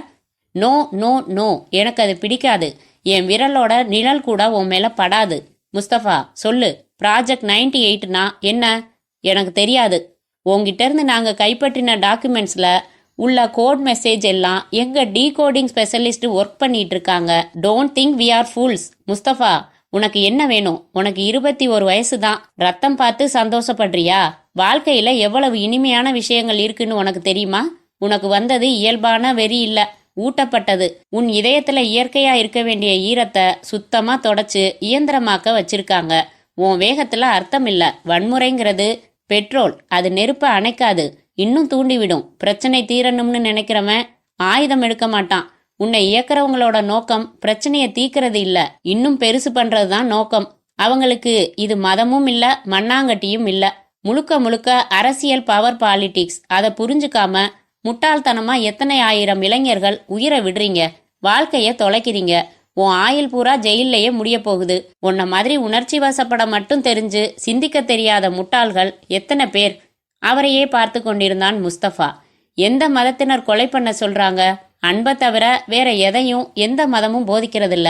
தன் மதத்தோட போதனைய மதிக்காத எவனும் தன்னை மதவாதின்னு சொல்லிக்கிறது பைத்தியக்காரத்தனம். நாடு பூரா சுடுகாடாயி மனுஷங்களே இல்லாம போயிட்டா அப்புறம் எந்த மதத்துக்கும் எங்கயா இருக்கு இடம்? மதம் வேணும்னா முதல்ல மனுஷன் வேணும். மனுஷன் வேணும்னா மனிதாபிமானம் வேணும். ஓங்குற கைய கீழே இறக்கி கைகுலுக்கி பாரு. கோபத்தை குழி தோண்டி புதைச்சிட்டு சிரிக்க பழகு. புன்னகைங்கிறது ஒரு ஆரோக்கியமான வைரஸ். அது பரவினாதான் சமுதாயம் உருப்படும். வெல், என்ன சொல்ற? என்னோட ஒத்துழைச்சா உனக்கு குறைஞ்ச தண்டனைக்கு சிபாரிசு செய்ய முடியும். ரொம்ப பிரமாதமா பேசுனீங்க சார். என் கையை கட்டி போட்டு வச்சிட்டீங்க. இல்லைன்னா கை தட்டி இருப்பேன், விசில் கூட அடிச்சிருப்பேன். எந்த நிமிஷமும் சாவை சந்திக்க தயார்படுத்திக்கிட்டவன் நான். அப்புறம் ஏன் பிரதர் லவ் செஞ்ச? நம்ம காதலி இளம் விதவையா வாழணும்னு ஆசைப்படுற ஒரே காதலன் நீயாதான் இருப்ப. முஸ்தபாவின் முகம் இறுகியது. கண்களை சுருக்கினான். Rashida MA politics, second year, ஹாஸ்டல்ல தங்கி படிக்கிறா. 2 வருஷமா உனக்கும் அவளுக்கும் லவ். நீ ஒரு தீவிரவாதிங்கிற விஷயத்த அவகிட்ட மறைச்சு பழகிட்டு இருக்க. இப்ப கூட நீ வேலை விஷயமா டெல்லி போயிருக்கிறதா தான் அவன் நினைச்சுக்கிட்டு இருக்கா. தகவல் எல்லாம் சரியா இருக்கா? இதுவரை முஸ்தபாவின் முகத்தில் இருந்த அலட்சியம் விலக துவங்கியது. அந்த பொண்ணும் ஒரு டெரரிஸ்ட் தானே? நோ நோ, அவளுக்கும் இதுக்கும் எந்த சம்பந்தமும் இல்ல. நீ இதுவரைக்கும் ஏதாச்சும் உண்மை பேசியிருந்தா இதையும் நான் நம்பலாம். ரஷிதாவை கைது செய்யலாமான்னு யோசிச்சுக்கிட்டு இருக்கோம் முஸ்தபா. நோ, அவ ஒரு ஸ்டூடெண்ட். ஒரு ஸ்டூடெண்ட் டெரரிஸ்டா இருக்கக்கூடாதா? அவளோட ஹாஸ்டல் ரூமை சோதனை போட்டா வெடிமருந்து கிடைக்கலாம். வேணும்னா சோதனை போட்டு பாருங்க, கிடைக்காது. முன்கூட்டி நாங்களே வச்சிருந்தாலும் கிடைக்காதா? நோ, இது அநியாயம் சார். அவளை கைது செய்யாதீங்க. அவ அப்பாவி சார். அப்பாவிகளை கொலை செய்வீங்க, அது நியாயம். அப்பாவிகளை கைது செய்யறது மட்டும் அநியாயமா? ரயில்வே ஸ்டேஷன்லையும் ஆஸ்பத்திரிலையும் செத்தவங்க அப்பாவிங்க இல்லையா? இதோ பார், முதல்லயே சொன்னேன், என் விரலோட நிழல் கூட உன் மேல படாம என்னால உண்மையை வரவழைக்க முடியும்னு. நான் வேற டைப்பான அதிகாரி. சட்டப்படி போனா சங்கடம் நிறைய இருக்குன்னு தர்மப்படி போறவன். நாளைக்கு ரஷிதாவை கைது செய்ய போறேன். வேணாம்னு நினைச்சீன்னா நீ பேசணும், உண்மைகளை பேசணும். இது பிளாக்மெயில். ஆமா, எங்க வழியில வெற்றி கிடைக்கலன்னா உங்க வழியை எடுத்துக்க வேண்டியது தானே. வழியை விட செயல் நோக்கம்தான் முக்கியம்னு நினைக்கிறவேன்னா. நாளைக்கு காலையில வருவேன். அப்போ ப்ராஜெக்ட் 98னா என்னன்னு நீ சொல்ற. மெட்ராஸ்ல உங்களுக்கு பல வகையில உதவுறவங்க யாருன்னு சொல்ற. உன்னோட கூட்டாளி யாசின் இப்போ எங்க இருக்கான்னு சொல்ற. என்ன பாக்குற? யாசின் ஏர்போர்ட்லயே மாட்ட வேண்டியவன், மிஸ் பண்ணிட்டோம். அதனால என்ன, நீ தான் சொல்லிடுவியே. நீ பிடிவாதம் பிடிச்சா கண்டிப்பா ரஷிதாவை கைது செய்வோம். ஜெயந்தன் எழுந்து அவன் அருகில் வந்து தோளில் தட்டி, பொறுமையா யோசிச்சு வை முஸ்தபா என்று விட்டு விலகினார். அத்தியாயம் 13. ஜெயந்தன் தன் வீட்டில் அலுவலக அறையில் இருந்தார். உதடுகள் சிகரெட் ஏந்தி இருந்தன. விரல்கள் கம்ப்யூட்டரின் கீபோர்டில் துரிதமாக இயங்கிக் கொண்டிருந்தன. ஹாலில் மனோகர் போனில், அவர் பிஸியா இருக்கார் சார், 1 மணி நேரம் கழிச்சு போன் செய்யுங்க ப்ளீஸ் என்று வைத்தான். மனோகர், யாரு என்றார் இங்கிருந்து. லயன்ஸ் கிளப் பிரசிடென்ட் சார், ஒரு மீட்டிங்ல நீங்க கலந்துக்கணும்னு 3 நாளா. அவன் பேச்சு பாதியில் நின்றது. என்னாச்சு மனோ, ஏன் நிறுத்திட்ட? கம்ப்யூட்டரின் மானிட்டரில் பார்வையை பதித்தபடி கேட்டார். மேடம் என்றான் வீட்டுக்குள்ளே வந்து கொண்டிருந்த ஸ்வேதாவை பார்த்தபடி. மேடம்? ஆச்சரியத்துடன் எழுந்து ஹாலுக்கு வந்தார். ஸ்வேதா நேராக அவரிடம் வந்தாள். அவர் முகத்தை பார்த்தாள். தலையை குனிந்து கொண்டாள். ஐ எம் சாரி, நான் கொஞ்சம் அதிகப்படியாதான் நடந்துக்கிட்டேன். பொறுமையா யோசிச்சு பார்த்தப்போ ஒரு நல்ல குடும்ப வாழ்க்கைய கெடுத்துக்கிறது முட்டாள்தனம்னு பட்டது. உங்க நண்பர் வைகுந்த் சொன்ன புத்திமதிகள் நிஜமாவே உபயோகப்பட்டது. அப்பாவும் சொன்னாரு, சுதந்திரமா உல்லாசமா வாழ்ந்து பழகிட்டேன். அதையெல்லாம் கொஞ்சம் கொஞ்சமா குறைச்சுக்கிறேன். நீங்களும் என் எதிர்பார்ப்புகளை புரிஞ்சு நடந்துகிட்டா நம்ம கல்யாண வாழ்க்கைய சந்தோஷமா தொடர முடியும்னு நம்புறேன். என் மேல கோபமா இருக்கீங்களா என்றாள். மனோகரும் ஜெயந்தனும் நம்ப முடியாமல் ஒருவரை ஒருவர் பார்த்து கொண்டு நின்றார்கள். நாம சேர்ந்து வாழறதுல உங்களுக்கு விருப்பம் இல்லைன்னா நான் போயிடுறேன். சரி போ. நிமிர்ந்தாள். உள்ள போன்னு சொன்னேன். ஸ்வேதா படிகள் ஏறி மாடிக்கு சென்றாள். ஐ எம் ஹாப்பி சார் என்றான் மனோகர். ஐ எம் சர்ப்ரைஸ்டு மனோ, இது கனவில்லையே. யாரும் ஒரு கட்டத்துல தன் தவறுகளை உணர்வாங்க சார். S S. மீண்டும் அலுவலக அறைக்குள் நுழைய போனவரை தடுத்து, போய் கலகலப்பா பேசுங்க சார், வெளியில டின்னருக்கு கூட்டிட்டு போங்க சார், இப்பவும் ஆபீஸ் வேலை பார்க்கறது சரியா என்றான். யூ ஆர் ரைட் என்று அவன் தோளில் தட்டிவிட்டு உற்சாகமாக மாடிப்படிகளில் துள்ளலாக ஏறினார் ஜெயந்தன். கதவை தட்டிவிட்டு உள்ளே வந்தார் Vaikunth. Good morning Jayanthan. Very good morning Vaikunth. கை கொடு. எதுக்கு? வைகுந்தின் கையை குலுக்கி, நீ என் வைஃபுக்கு செஞ்ச அட்வைஸ் பிரமாதமா ஒர்க் அவுட் ஆகியிருக்கு. வைகுந்த், நேத்து அவ வீட்டுக்கு வந்துட்டா. அதை விட அதிசயமான ஒரு விஷயம், என்கிட்ட அவ மன்னிப்பு கேட்டா. இது வரைக்கும் அவ வாயிலிருந்து சாரிங்கிற வார்த்தையே வந்ததில்ல. ரொம்ப உணர்ந்து பேசினான். Very good. ஆக உன் ஃபேமிலி ப்ராப்ளம் சால்வ்டு. ஆமா, இப்ப மனசு எவ்வளவு லேசா இருக்கு தெரியுமா? வேலை செய்யறதுக்கு ரொம்ப பிரியமா இருக்கு. 2 யானை பலம் உடம்புல கூடின மாதிரி இருக்கு. உடம்பு தான் பலம்னு நினைக்கிறது ரொம்ப தப்பு. மனசு தான் பலமானது. மனசு பஞ்சர் ஆயிடுச்சுன்னா ஹெவி வெயிட் சாம்பியனால ஒரு பென்சில் கூட தூக்க முடியாது. இது அனுபவத்துல நான் உணர்ந்த உண்மை. வெல், உட்காரு. இப்போ நான் எடுத்துக்கிட்டு இருக்கிற ப்ராஜெக்ட் என்னன்னு உனக்கு தெரியும். Operation check out. முதல் கட்ட பரிசீலனைக்கு அப்புறம் இதில் எனக்கு உதவியா 2 நம்பிக்கையான நபர்களை வச்சிருக்கிறதா இருந்தேன். அந்த 2 நபரை செலக்ட் செஞ்சிட்டேன். யாரு? ஒன்று நீ, இன்னொருத்தர் ஸ்டீஃபன். அவரை பற்றி நீ என்ன நினைக்கிற வைகுந்த்? Very good officer. ரொம்ப கடுமையான உழைப்பாளி. நேர்மை எப்படி? அவரோட பர்சனல் ஃபைல் ரொம்ப நீட்டாக இருக்கு. அதில் எந்த ரீமார்க்கும் இல்லை. ஓகே வைகுந்த், நம்ம கஸ்டடியில் இருக்கிற பல தீவிரவாதிகளை பல விதமாக விசாரிச்சிருக்கேன். ஏற்கனவே பல ஸ்டேட்டில் பிடிபட்டவங்களோட வாக்குமூலங்களை, மோட் ஆஃப் ஆப்ரேஷன் எல்லாம் ஆழமாக பார்த்துட்டேன். பிடிபட வேண்டியவங்க நிறைய பேர் வெளியே பதுங்கி இருக்காங்க. பேப்பரில் ஃபோட்டோ போட்டு பொதுமக்களை தகவல் சொல்ல சொல்லி இருக்கிற லிஸ்ட்டை தவிர சில முக்கியமான காரணங்களுக்காக சிலரோட பேரை பத்திரிகைகளுக்கு கொடுக்கல. அதில் ஒருத்தன் யாசின். தெரியும், சொல்லு. அந்த யாசின் சென்னைக்கு வர்றான்னு தகவல் தெரிஞ்சுதான் போலீஸ் மூலமாக மடக்க ஏற்பாடு செஞ்சேன். ஏர்போர்ட்டில் அவனை கிட்டத்தட்ட மடக்க இருந்தப்போ சாமர்த்தியமாக நடுவிட்டான். யாசின் ஏதோ ஒரு பெரிய ப்ராஜெக்டோட சென்னைக்கு வந்திருக்கான். முஸ்தபா கிட்ட நம்ம கைப்பற்றின டாக்குமெண்ட்ஸ்லேருந்து ப்ராஜெக்ட் 98ன்னு ஏதோ ஒரு சதி திட்டத்தோட வேலைகளில் யாசின் மும்முரமாக இருக்கான்னு தெரியுது. முஸ்தபா என்ன சொல்கிறான்?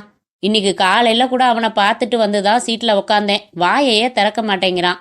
அவனோட காதலி ரஷீதாவை கைது செஞ்சிருவேன்னு மிரட்டி கூட பார்த்துட்டேன். கொஞ்சம் இலகின மாதிரி இருந்துச்சு. இன்னைக்கு வேணும்னா கைது செய்துக்கங்க, நான் எதுவும் சொல்ல மாட்டேன், என் இயக்கத்துக்கு துரோகம் செய்ய மாட்டேன்னு தீர்மானமாக சொல்லிட்டான். ஐசி வைகுந்த், அந்த யாசின் சென்னையில் எங்கே ஒளிஞ்சிருக்கான்னு கண்டுபிடிக்க வேண்டியது உன் பொறுப்பு. அரெஸ்ட் செஞ்சிடாத, அவனை கண்காணிக்கணும். அவனை வச்சு ஒரு பெரிய கூட்டத்தையே வளைக்கணும். உனக்கு கீழே ஒரு ரூம் அமைச்சுக்கோ. இன்னைக்கே வேலையை ஆரம்பி. அந்த யாசின் கண்டிப்பா மாறு வேஷத்துல தான் இருப்பான்.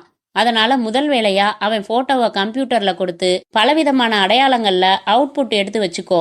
சரி, ஸ்டீஃபனுக்கு என்ன வேலை கொடுத்துருக்க? தீவிரவாதிகளுக்கும் பாகிஸ்தான் உளவாளிகளுக்கும் மீடியேட்டரா பணத்துக்கு ஆசைப்பட்டு பல பேர் நம்ம நாட்டுக்கு துரோகம் செஞ்சுட்டு இருக்காங்க வைகுந்த். அந்த குரூப்பை கண்டுபிடிக்கிறது தான் ஆப்ரேஷன் செக் அவுட்டோட முக்கிய நோக்கம். இதுவரைக்கும் நான் பார்த்துருக்கிற நடவடிக்கைகளோட அடிப்படையில் சென்னையில் மட்டும் 17 பேரை என் சந்தேக லிஸ்ட்டில் வச்சிருக்கேன்.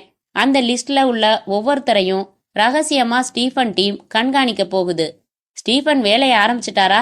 இன்னைக்கு தான் ஆரம்பிக்க போறாரு. 17 பேர்கள் கொண்ட அந்த லிஸ்ட்டை நான் அவர்கிட்ட ஒப்படைக்க போறதில்ல. ஒவ்வொரு பேராக தான் கொடுக்க போறேன். ஏன் அப்படி? எனக்கு நம்ம டிபார்ட்மெண்ட்லேயே ஓட்ட இருக்கிறதா ஒரு சந்தேகம் இருக்கு வைகுந்த். சில சம்பவங்கள்ல நம்ம டிபார்ட்மெண்ட்ல இருந்து ரெய்டு வரப்போற தகவல் தெரிஞ்சு கடைசி நிமிஷத்துல சில தீவிரவாதிகள் இடத்த காலி செஞ்சிருக்காங்க. ஸ்டீஃபன் ஒரு கிளீன் ஆபீசர்.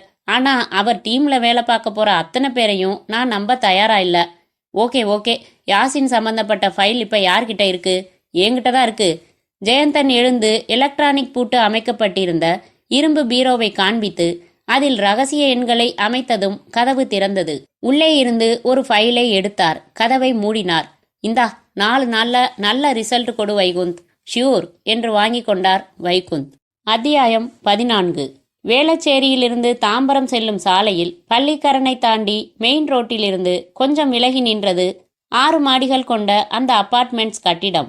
4 மாடிகளில் மட்டும் வேலைகள் முடிந்து விலைக்கு வாங்கியவர்களுக்கு ஒப்படைக்கப்பட்டு மற்ற மாடிகளில் இறுதிக்கட்ட வேலைகள் நடந்து வருவதால் அங்கங்கே ஜல்லி மணல் குவியல்கள், சாரம் கட்டி பெயிண்டிங் வேலைகள், லொட்டென்று தச்சு வேலைகள் நடந்து கொண்டிருக்க 10-12 பிளாட்டுகளில் மட்டும் கிரகப்பிரவேசம் முடித்து குடி வந்திருந்தார்கள்.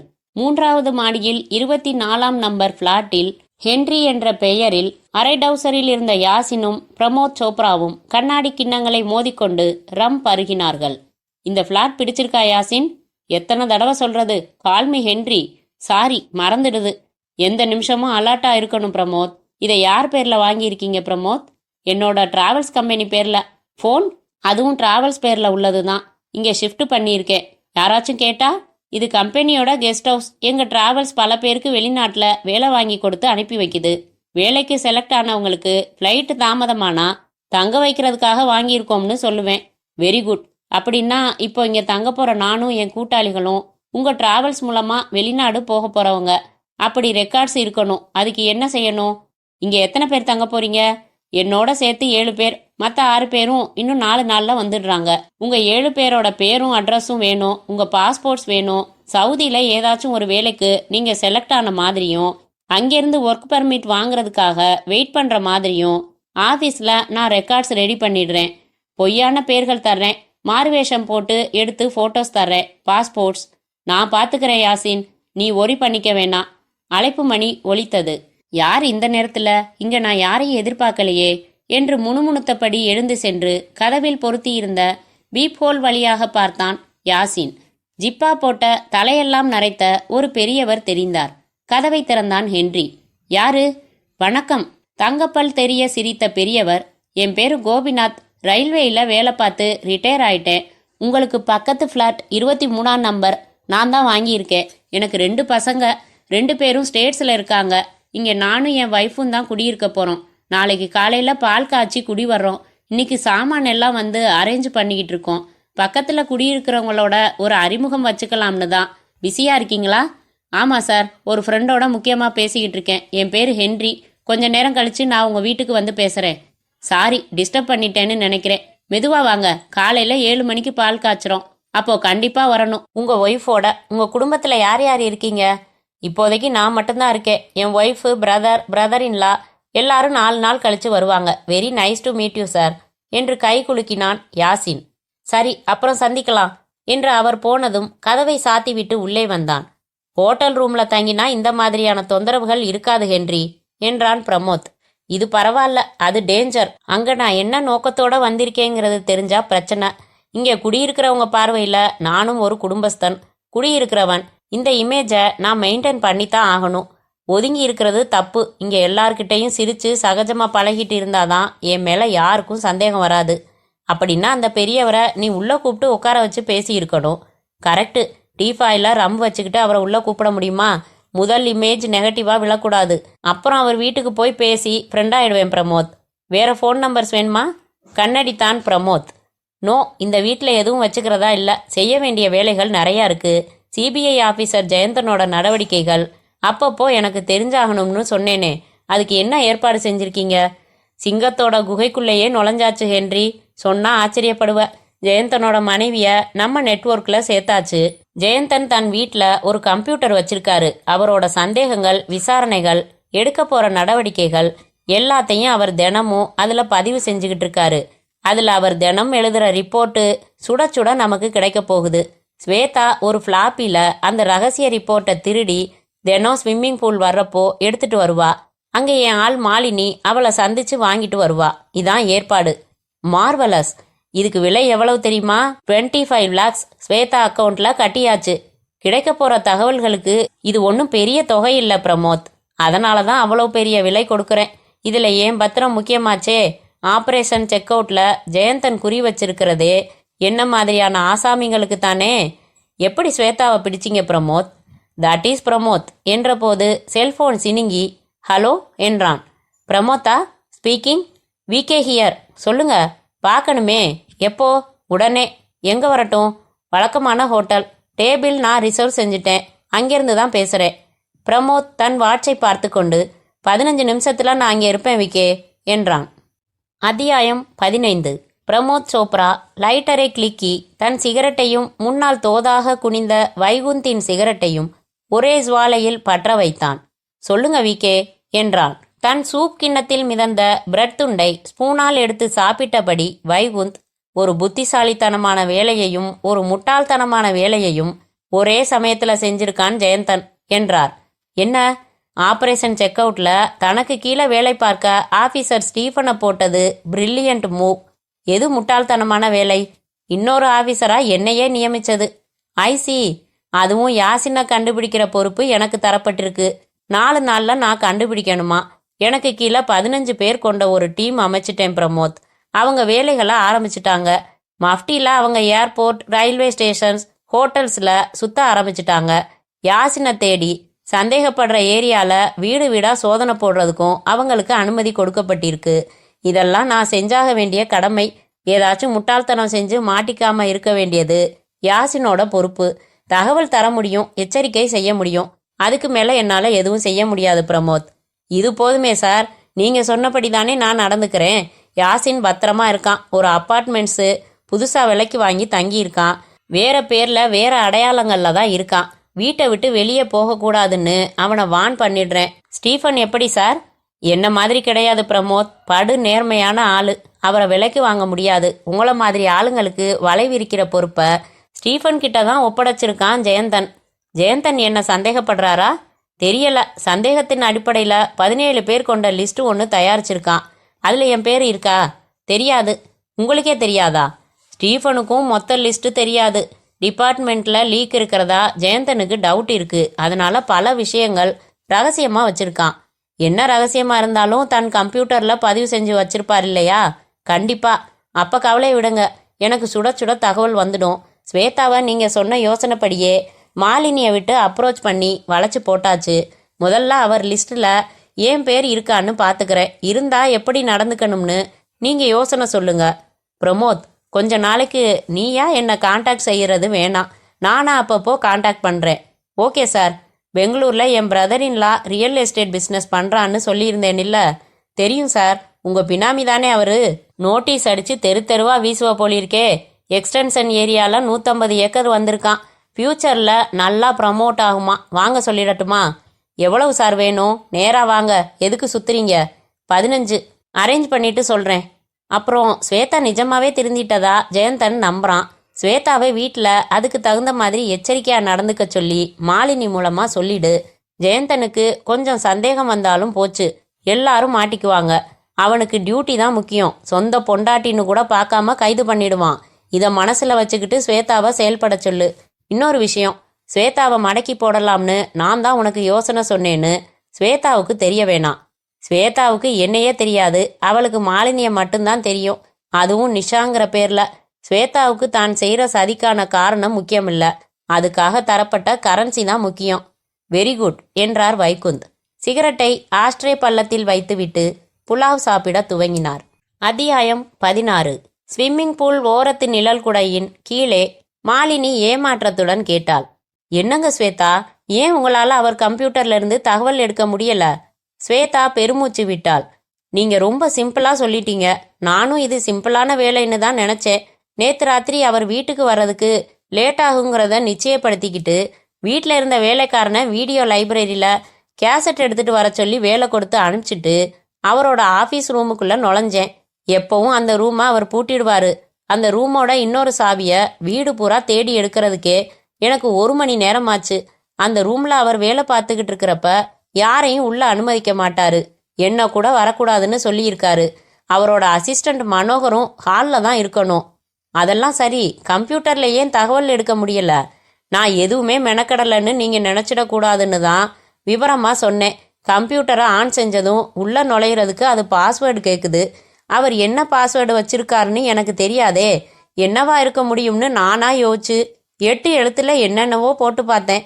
என்னால் அவரோட பாஸ்வேர்டை கண்டுபிடிக்க முடியல. நானும் அங்கே இருந்த ஃபைல்ஸில் எல்லாம் தேடி பார்த்தேன். அவரோட என்கேஜ்மெண்ட் டைரியில எல்லாம் புரட்டி பார்த்துட்டேன். தன் பாஸ்வேர்டை அவர் எங்கேயும் குறிச்சு வைக்கல. அதை டைப் செய்யாம கம்ப்யூட்டரை இயக்கவோ அவர் தகவல் போட்டு வச்சிருக்கிற ஃபைல்ஸை பார்க்கவோ முடியாதுங்க. சே, இந்த பாயிண்ட்டை நான் யோசிக்கவே இல்லை. வேற என்ன செய்யலாம்னு நீங்களே யோசனை சொல்லுங்க நிஷா. அவர்கிட்ட யதார்த்தமாக கூட அந்த பாஸ்வேர்டு பற்றி நான் கேட்கறது தப்பு. என்னை சந்தேகப்பட்டுட்டாருன்னா தொலைச்சிடுவாரு. நான் அவரை அவமானப்படுத்த நினைக்கிறதா தெரிஞ்சா அவர் என்னை உண்டு இல்லைன்னு ஆக்கிடுவாரு. நோ, அவரை நேரடியாக கேட்கக்கூடாது. வேற எப்படி தெரிஞ்சுக்கிறது? தெரியலையே என்று நெற்றியை பிடித்து கொண்டாள். எனக்கு ஒரு ஐடியா தோணுது. உங்களால் அதை செயல்படுத்த முடியுமா என்றாள் ஸ்வேதா. என்ன? நாளைக்கு அந்த ரூமில் ஏர் கண்டிஷனரை நானே ஏதாச்சும் வயரை பிடுங்கி ரிப்பேர் பண்ணுறேன். சர்வீஸுக்கு சொல்லிட்டதா அவர்கிட்ட சொல்லிடுறேன். ஏசி ரிப்பேர் பண்ண வர்ற ஆளுங்க மாதிரி நீங்கள் யாரையாச்சும் அனுப்பணும். வர்றவங்க ஒரு சின்ன வீடியோ கேமரா எடுத்துகிட்டு வரணும்.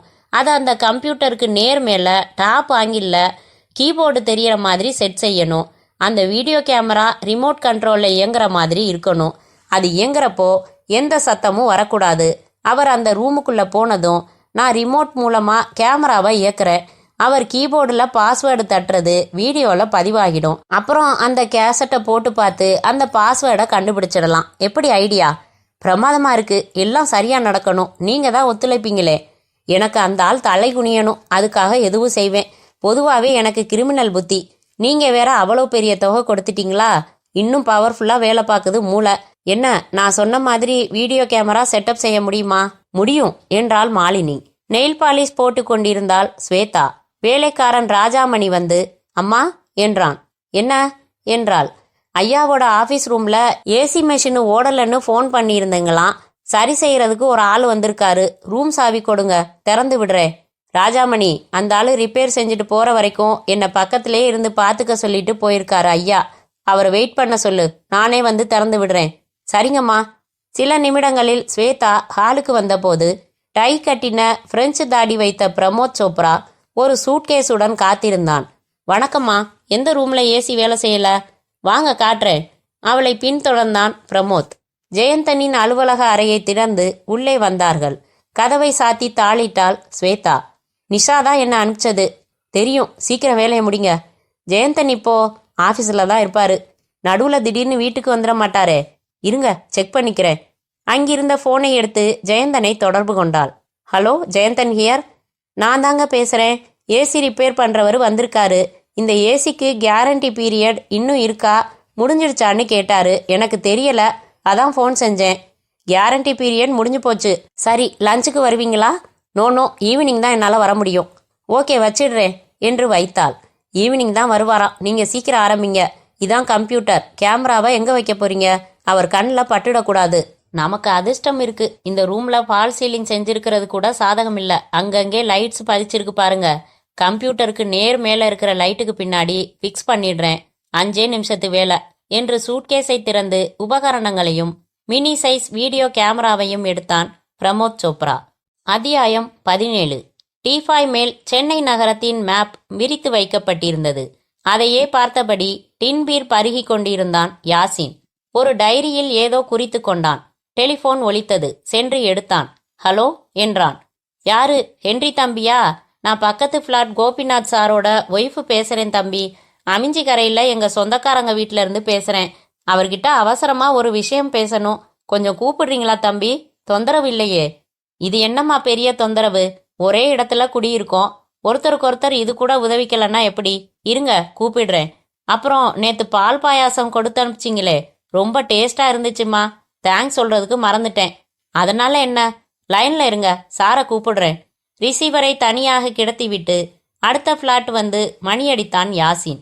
கையில் கம்பராமாயணத்துடன் கதவை திறந்தார் கோபிநாத். வாங்க சார், உங்களுக்கு ஃபோன். உங்க ஒய்ஃபு அமிஞ்சி கரையிலிருந்து பேசுறாங்க. கோபிநாத் வந்து போனை எடுத்தார். சொல்லு வைதேகி. அப்படியா? என்னைக்கு சீமந்தமா? ஓஹோ, சரி. இது நீ நேரில் வந்தப்புறம் சொன்னா போதாதா? சாரை எதுக்கு டிஸ்டர்ப் பண்ணிக்கிட்டு? சரி வா, நேரில் பேசிக்கலாம் என்று வைத்தார். சாரி சார், ரொம்ப எமர்ஜென்சியா இருந்தா யூஸ் பண்ணிக்கிறதுக்காக உங்க நம்பர் வாங்கிக்கிட்டோம். இந்த லேடிஸுக்கு எது முக்கியம்னு புரியறதில்ல. அதனால என்ன, பரவாயில்ல சார். நான் வரட்டுமா? சாப்பிட்டீங்களா? செல்ஃப் குக்கிங்கா? ஆமா சார். இன்னும் ஃபேமிலி வரலையா? 2 நாள்ல வந்துடுவாங்க சார்.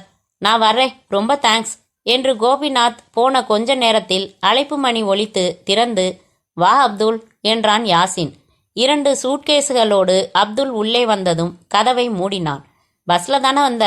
ஆமா, 18 மணி நேர பயணம். முதுகெல்லாம் வலிக்குது யாசின். இனிமே ஹென்ரின்னு கூப்பிடு. இங்க ஹென்றி தான் என் பேரு. ட்ரெயின்ல வர்றது சேஃப் இல்லைன்னு தான் உன்னை பஸ்ல வர சொன்னேன். நான் சொன்னபடி தாம்பரத்துல இறங்கி சிட்டி பஸ்ல தானே வந்த? ஆமா என்று சோம்பல் முறித்தான் அப்துல். அவங்க எல்லாம் எப்ப புறப்படுறாங்க? நாளன்னைக்கு நைட்டு. பாத்ரூம் எங்க இருக்கு? முதல்ல குளிச்சுட்டு வந்துடுறேன். அப்துல் சென்றதும் அவன் கொண்டு வந்த சூட்கேஸ்களை டீஃபாய் மேல் எடுத்து வைத்து நம்பர் லாக்கில் எண்கள் அமைத்து திறந்தான்.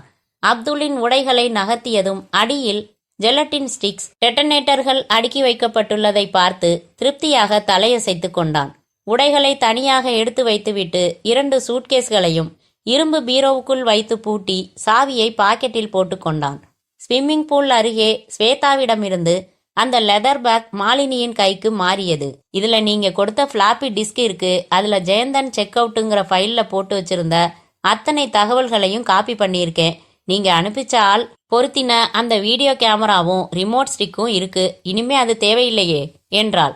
Very good. என்ன பாஸ்வேர்டு வச்சிருந்தாரு? வெரி சிம்பிள் நிசா. பாஸ்வேர்டுங்கிற 8 எழுத்து வார்த்தையே பாஸ்வேர்டா வச்சிருக்காரு. இனிமே எப்ப வேணாலும் அந்த கம்ப்யூட்டரை நான் ஆட்டி படைக்க முடியும். அதுல எந்த ஃபைல்ல இருந்து எந்த தகவல் வேணும்னாலும் என்னால எடுக்க முடியும். ஸ்வேதா, ஜெயந்தன் தினம் கம்ப்யூட்டர்ல உட்காருவாரா? ஆமா. அப்போ தினமும் அவர் புதுசா என்ன தகவல் போடுறாரோ அதை காப்பி பண்ணி எடுத்துட்டு வந்துருங்க. நீங்க ஸ்விம்மிங் பூலுக்கு தினம் வர்றது உங்க பழக்கம் தானே? ஆமா. அப்போ ஜெயந்தன் உங்களை சந்தேகப்பட வாய்ப்பே இல்லை. தினமும் இதே நேரம் நான் வந்து வாங்கிக்கிறேன். அங்க வீட்டில் நீங்க கம்ப்யூட்டர்ல இருந்து காப்பி எடுக்கிறது தான் ரொம்ப ரகசியமா செய்யணும். No problem. காலை 8:30-9 மணிக்கு அவர் ஆஃபீஸுக்கு புறப்பட்டு போனதுக்கப்புறம் என்னால் இதை செய்ய முடியும். 2 நிமிஷத்து வேலை. நான் இப்படி உங்களுக்கு உதவுறதால டிபார்ட்மெண்ட்ல அவர் பேர் கெடுமா? அவர் உயரதிகாரிங்க முன்னால தலை குனிஞ்சு நிற்பாரா? இவர் மேலே நடவடிக்கை எடுத்து வேலையை விட்டு அனுப்புவாங்களா? இதெல்லாம் நடந்தா தான் நான் சந்தோஷப்படுவேன். இவ்வளவு பெரிய ரிஸ்க் நான் எடுக்கிறதுக்கு அர்த்தம் இல்லாமல் போயிடக்கூடாது நிஷா. நீங்க ஆசைப்படுற மாதிரி சீக்கிரத்துல நடக்கும் ஸ்வேதா. நீங்க தொடர்ந்து ஒத்துழைப்பு கொடுத்துக்கிட்டு வாங்க. அப்ப நான் புறப்படுறேன் என்று எழுந்தாள் மாலினி. சரோஜ் டிராவல்ஸ் அலுவலகத்தில் பெயிண்டிங் வேலைகள் நடந்து கொண்டிருக்க தலைமை பெயிண்டரிடம் பிரமோத் சோப்ரா ஒரு கலர் கேட்லாக்கை காட்டி கத்தி கொண்டிருந்தான். இந்த சுவத்துக்கு நான் என்ன கலர் மார்க் பண்ணி கொடுத்தேன், நீங்க என்ன கலர் அடிச்சிருக்கீங்க? அந்த ஆள் அசடு வழிந்தபடி, சாரி சார், நேற்று அரை நாள் நான் சொந்த வேலையா போயிட்டேன். நம்ம பசங்க சொதப்பிட்டானுங்க, கோவப்படாதீங்க, நான் மாற்றி அடிச்சிடுறேன் என்றான். அதுக்கு யார் பணம் கொடுக்கறது? உங்கள் லேபர் சார்ஜில் கழிச்சிடுவேன் என்று கத்த அப்போது மாலினி வந்தாள். அவளை பார்த்ததும் சரி வேலையை பாருங்க என்று தன் தனி அறைக்கு வந்தான். அவனை தொடர்ந்து வந்த மாலினி, பிரமோத், ஸ்வேதா பாஸ்வேர்டு கண்டுபிடிச்சு நேத்து வரைக்கும் ஜெயந்தன் கம்ப்யூட்டர்ல ஃபீட் பண்ணதை டிஸ்கில் காப்பி எடுத்து கொடுத்துட்டா என்றாள். வெரி குட் என்று பரவசத்தில் அவளை அணைத்து முத்தம் கொடுத்து விலகி, கமான் கமான் எடு, I am very curious, Jayanthan தயாரிச்சிருக்கிற சந்தேக லிஸ்ட்ல நான் இருக்கேனான்னு பார்க்கணும் முதல்ல என்று பரபரத்தான். மாலினி கொடுத்த டிஸ்கை கம்ப்யூட்டரில் போட்டு அந்த ஃபைலை மானிட்டரில் திரைக்கு கொண்டு வந்து ஜெயந்தன் தேதி வாரியாக சேவ் செய்திருந்த ரிப்போர்ட்டுகளை, அபிப்பிராயங்களை, நடவடிக்கைகளை எல்லாம் வரி வரியாக படிக்க துவங்கினான். அரை மணி நேரத்திற்கு பிறகு உய் என்று விசிலடித்தான். மால், 2 சந்தோஷமான விஷயம். ஒன்று, முஸ்தபா கடைசி வரைக்கும் வாயையே திறக்கல. 2வது, ஜெயந்தனோட சந்தேக லிஸ்ட்ல நான் இல்லை.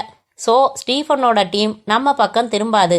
அப்பா, இப்போ எனக்கு எவ்வளவு ரிலீஃபா இருக்கு தெரியுமா? இந்த ரிலீஃபுக்கு விலை 25 லட்சம். முட்டாள்தனமா உளராத. காமதேனு பசு மாதிரி அந்த ஸ்வேதா தினம் தகவல் தரப்போறாளே. டிபார்ட்மெண்ட்டோட ஒரு சுண்டு விரல் அசைவு கூட நமக்கு தெரிய போகுது. அந்த பணம் நம்ம பாக்கெட்ல இருந்தா செலவு செய்கிறோம், கொச்சின்ல இருந்து வசூலிச்சிட மாட்டோம். பிரமோத் போனை எடுத்தான். Hello, Henry here. ஹென்றி, நான் பிரமோத். Happy news. முஸ்தபாவை ஜெயந்தன் அவன் காதலி ரஷீதாவை கைது செஞ்சிடுவேன்னு மிரட்டி கூட விசாரிச்சிருக்காரு. அப்படியும் அவன் வாயை திறக்கல. Very good. இது எப்படி உங்களுக்கு? அது ஏன் உனக்கு? அப்புறம் ஜெயந்தனோட செக் அவுட் ஆப்ரேஷன் சந்தேக லிஸ்ட்ல நான் இல்லை. நான் ஏற்கனவே உன்னை வார்ன் செஞ்சேன். மறுபடியும் ஞாபகப்படுத்துறேன். வைகுந்துக்கு கீழே உள்ள டீம் உன்னை சிட்டி பூரா தேடுது. எக்காரணத்தை கொண்டும் வீட்டை விட்டு வெளியில வராத. வீட்டில் இருந்துகிட்டே எந்த வேலையா இருந்தாலும் கவனி. உன் டீம் வந்துடுச்சா? ஒருத்தன் வந்தாச்சு, மற்றவங்க வந்துகிட்டு இருக்காங்க. ஓகே, அப்புறம் பார்க்கலாம், வச்சிடுறேன் என்று வைத்துவிட்டு, மால், ஐ எம் வெரி ஹாப்பி. ஸ்வேதாவை நம்ம பக்கம் இழுத்ததுல உன் பங்கு அதிகம். உனக்கு ஒரு ஸ்பெஷல் ட்ரீட் கொடுக்கணுமே. கமான், வா போகலாம் என்றான். எங்க? ஏதாச்சும் ஒரு ஸ்டார் ஹோட்டல்ல ரூம் போட்டு. கமான் டார்லிங் என்று அவள் தோளை தட்டினான் பிரமோத் சோப்ரா. அத்தியாயம் 18. சரியாக ஒரு வாரம் கழித்து அந்த அபார்ட்மெண்ட்ஸ் கட்டிடத்தை 14 ஜீப்புகளில் இருந்து துப்பாக்கிகளுடன் இறங்கி போலீஸ் சுற்றி வளைத்து நின்றது. அழைப்பு மணி ஒலிக்க யாசினும் அவனோடு தங்கியிருந்த 7 கூட்டாளிகளும் ஒருவரை ஒருவர் பார்த்து கொண்டார்கள். யாசின் கதவை அணுகி பீப் ஹோல் வழியாக பார்த்தான். பக்கத்து பிளாட் கோபிநாத் நின்றிருந்தார். Friends, nothing to worry. பக்கத்து பிளாட் கோபிநாத் சார் தான். போன் செய்யறதுக்காக வந்திருப்பாரு என்றபடி கதவை திறக்க 4 போலீஸ் அதிகாரிகள் ரிவால்வர்களோடு தபதபவென்று உள்ளே நுழைந்ததும் யாசினும் மற்றவர்களும் அதிர்ந்தார்கள். வினாடிகளில் விலங்குகள் கைகளில் ஏறின. பதுக்கி வைத்திருந்த ஆயுதங்களும் வெடிமருந்து, வெடிகுண்டுகள் யாவும் கைப்பற்றப்பட்டன. அதே சமயம் மற்றொரு போலீஸ் படை சரோஜ் டிராவல்ஸை முற்றுகையிட்டது. பிரமோத், உன்னை கைது செய்யற என்றார் ஜெயந்தன். என்ன என்ன எதுக்கு சார்? மிரண்டான்.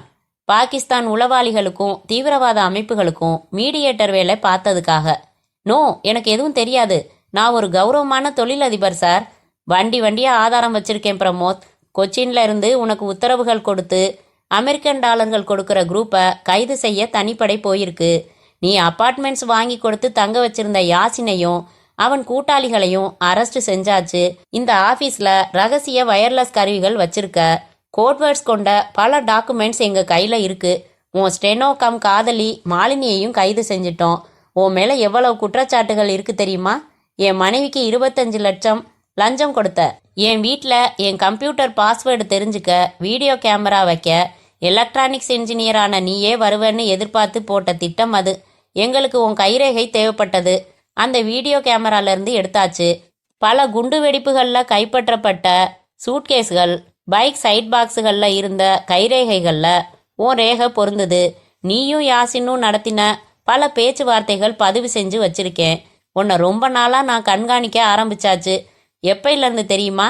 மாலினியை முதலா என் மனைவியை சந்திக்க ஸ்விம்மிங் பூலுக்கு அனுப்பி வச்சியே, அதுலேருந்து. அவ பேசிட்டு போகிறப்போ அவளை ஃபாலோ செஞ்சாரு என் ஆஃபீஸர் ஒருத்தர். அவ இங்கே வந்து உன்னை சந்திச்சா. உன் ஆஃபீஸில் பெயிண்டிங் வேலை நடந்துச்சே, அதில் 2 பெயிண்டர்ஸ் எங்கள் ஆஃபீஸர்கள். அவங்க தான் இங்கேருந்து பல டாக்குமெண்ட்ஸ் கைப்பற்றினாங்க. அப்படின்னா உங்கள் மனைவி கொடுத்த ஃப்ளாப்பி டிஸ்க் உன்னை நாங்கள் சந்தேகப்படலைன்னு நீ நம்பினா அலர்ட் ஆகாமல் இருப்பேன்னு போலியாக தயாரித்து அனுப்பிச்சது அது. உங்கள் மனைவிக்கும் உங்களுக்கும் எப்பவும் சண்டை கிடையாது. ஒரு மிகப்பெரிய நாடகம் அது. ஆப்ரேஷன் செக் அவுட்டில் நான் என் டிபார்ட்மெண்ட்டை நம்பலை.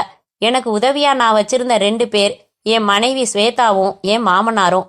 என் மாமனார் தான் கோபிநாத்துங்கிற பேரில் யாசின் தங்கின அப்பார்ட்மெண்ட்ஸுக்கு அடுத்த அப்பார்ட்மெண்ட்டில் தங்கினது. அவருக்கு உதவின லேடி போலீஸ் ஆஃபீஸர் மனைவியாக நடித்தாங்க. யாசினோட பழக்கம் ஏற்படுத்திக்கிட்டு அவனோட நடவடிக்கைகளை கண்காணிச்சது அவங்க தான். அவனை உடனே கைது செஞ்சிருப்பேன். ப்ராஜெக்ட் 98 நிறைவேற்ற அவன் கூட்டாளிகளும் வந்துடட்டும்னு காத்திருந்தேன். ப்ராஜெக்ட் 98னா என்னன்னு முஸ்தபா முழுக்க சொல்லிட்டான். ஆனால் அவன் உண்மையை சொல்லலன்னு டிபார்ட்மெண்ட்டையும் உங்களையும் நம்ப வச்சேன். நட என்றார் ஜெயந்தன். ஐஜி தலைமையில் ஜெயந்தன் வழி நடத்த அந்த படை ஆபீசர் வைகுந்த் வீட்டுக்குள் நுழைந்தார்கள். Vaikunth, you are under arrest. அதிர்ச்சியோடு பார்த்தார் வைகுந்த். ஐ எம் சாரி, உன்னை நானே கைது செய்ய வேண்டியிருக்கு. கொஞ்ச நாளாவே எனக்கு நம்ம டிபார்ட்மெண்ட்ல ஓட்டை இருக்கிறதா சந்தேகம். யாருன்னு புரியல. என் அசிஸ்டண்ட் மனோகர், என் வீட்டில் வேலை பார்க்குற வேலைக்காரங்க, டிரைவர்ஸ், இவங்களையெல்லாம் கூட நான் சந்தேகப்பட்டேன். ஒரு மிகப்பெரிய நாடகத்தை திட்டமிட்டு ஸ்வேதா கிட்ட சொன்னேன். அவ என்னோட ஒத்துழைக்க சம்மதிச்சா. நானும் அவளும் சண்டை போட்டுக்கிற மாதிரி வீட்டில் எல்லார் முன்னாடியும் நடிப்போம். ரூமுக்குள்ள சிரிச்சுப்போம். எனக்கும் ஸ்வேதாவுக்கும் பகைன்னு தீவிரவாத கும்பலுக்கு தகவல் போகணுங்கிறது என் நோக்கம். ஏன்னா பாம்பேல இதே மாதிரி ஒரு போலீஸ் ஆஃபீஸரோட காதலிய விலை பேசி கைக்குள்ள போட்டுக்கிட்டு டிபார்ட்மெண்ட் தகவல்கள் எல்லாம் கறந்தது ஒரு குரூப். அதே எதிர்பார்ப்புல இந்த புருஷன் பொண்டாட்டி சண்டை நாடகத்தை நாங்கள் ஆரம்பித்தோம். என் பிளான் படி அவ போய் பத்திரிகை ஆஃபீஸில் அரை நிர்வாண போஸ் தரதா சொல்லிட்டு வந்ததும், நான் அவளை அரைஞ்சதும், அவ வீட்டை விட்டு போனதும் நாடக காட்சிகள். இந்த சமயத்தில் நான் ஆஃபீஸர் ஸ்டீஃபன் கிட்ட ஒரு பொறுப்பு ஒப்படைச்சிருந்தேன். நம்ம ஆஃபீஸில் யாராவது தப்பு செய்யறாங்களான்னு கண்காணிக்க சொன்னேன். அவர் ஓ மேலே லேசாக சந்தேகமாக இருக்குன்னு சொன்னதும் எனக்கு அதிர்ச்சியாக இருந்துச்சு. உன்னோட நடவடிக்கைகளை அவரை விட்டு கண்காணிக்க சொன்னேன். என் மனைவி பற்றி உன்கிட்ட அதிகமாக புலம்பினேன். உன்னையே சமாதானத்துக்கு அனுப்பிச்சேன். ஓ மூலமாக தகவல் போகணும்னு எதிர்பார்த்தேன். அதே மாதிரி நீ பிரமோத்துக்கு தகவல் சொன்ன. ஸ்வேதாவை பணத்தை காட்டி மடக்க சொல்லி திட்டமும் போட்டு கொடுத்த. அது வரைக்கும் பிரமோத் பற்றி தெரியாது. அப்புறம் பிரமோத் கண்காணிக்கப்பட்டான். அப்புறம் யாசின் கண்காணிக்கப்பட்டான். இன்னைக்கு 2 டீமையும் கைது செஞ்சாச்சு. பெங்களூரில் உன் மச்சான் மூலமாக நீ ரியல் எஸ்டேட் பிஸ்னஸ் நடத்துறதுக்கான டாக்குமெண்ட்ஸ் எல்லாம் கைப்பற்றியாச்சு. நீ பிரமோத்தோட நடத்திய பேச்சுவார்த்தைகள் பூரா ஸ்டீஃபன் பதிவு செஞ்சிருக்காரு. அசையாமல் நின்றார் வைகுந்த். தலை குனிந்தார். வெக்கமா இல்லை உனக்கு? தீவிரவாதிக்கு கூட மதவெறின்னு ஒரு காரணம் இருக்கு. பணத்துக்காக அவங்களுக்கு துணை போற பிரமோத் மாதிரி ஆசாமிகளையும் உன்ன மாதிரி கடமை உணர்வே இல்லாத தேச துரோகம் செய்கிற ஆபீசர்களையும் எந்த காரணத்துக்காகவும் மன்னிக்க முடியாது. ஐஜி ஜெயந்தனிடம் திரும்பி, வெல் செட் ஜெயந்தன், ஆனா கடமைக்காக உங்க மனைவியோட இமேஜையே பணயமா வச்ச உங்களை மாதிரி நேர்மையான ஆபீசர்களும் இருக்கிறதால தான் இன்னும் டிபார்ட்மெண்ட் மேல மக்களுக்கு நம்பிக்கை இருக்கு. கங்க்ராச்சுலேஷன்ஸ் என்றார். Thank you sir. இதெல்லாமே திட்டம் போட்ட நாடகம்னு ப்ரெஸ் பீப்பிளை கூப்பிட்டு நாங்கள் ஜோடியாக பேட்டி கொடுக்க போகிறோம் சார். அதனால் அவ இமேஜ் எதுவும் ஆகாது. நான் மடக்கி இருக்கிறது ஒரே ஒரு குரூப்பையும் ஒரு பிரமோத் சோப்ராவையும் தான் சார். இன்னும் தொடர்ந்து நிறைய பேரை பிடிச்சாகணும். அப்புறம்தான் இந்த சமுதாயத்தில் வன்முறை பயத்தை நீக்கி சமாதான வெள்ளைக்கொடியை பறக்க விட முடியும் என்றார் ஜெயந்தன். கைகொடு ஸ்வேதா, இந்த ப்ராஜெக்ட்ல நான் சாதிச்சதுக்கு 75% ஓம் பங்கு இருக்கு என்றார் ஜெயந்தன். நான் நடிச்சேன், ஆனா டைரக்ஷன் நீங்க தானே என்றால் புன்னகைத்த ஸ்வேதா. அவளை ஆர்வமாக அணைத்து கொண்டு காதோரம் கிசுகிசுத்தார். ஈவினிங் பிரஸ் மீட் முடிஞ்சதும் அதே ஹோட்டல்ல ரூம் போட போறேன். அங்கே வாட்டர் பெட் உள்ள ஸ்பெஷல் ரூம் இருக்கு. ஒரு கிரேட் போலீஸ் ஆபீசர் பேசுற பேச்சா இது? இப்ப நான் ஒரு கிரேட் புருஷன் என்று முத்தமிட்டார் ஜெயந்தன். முற்றும்.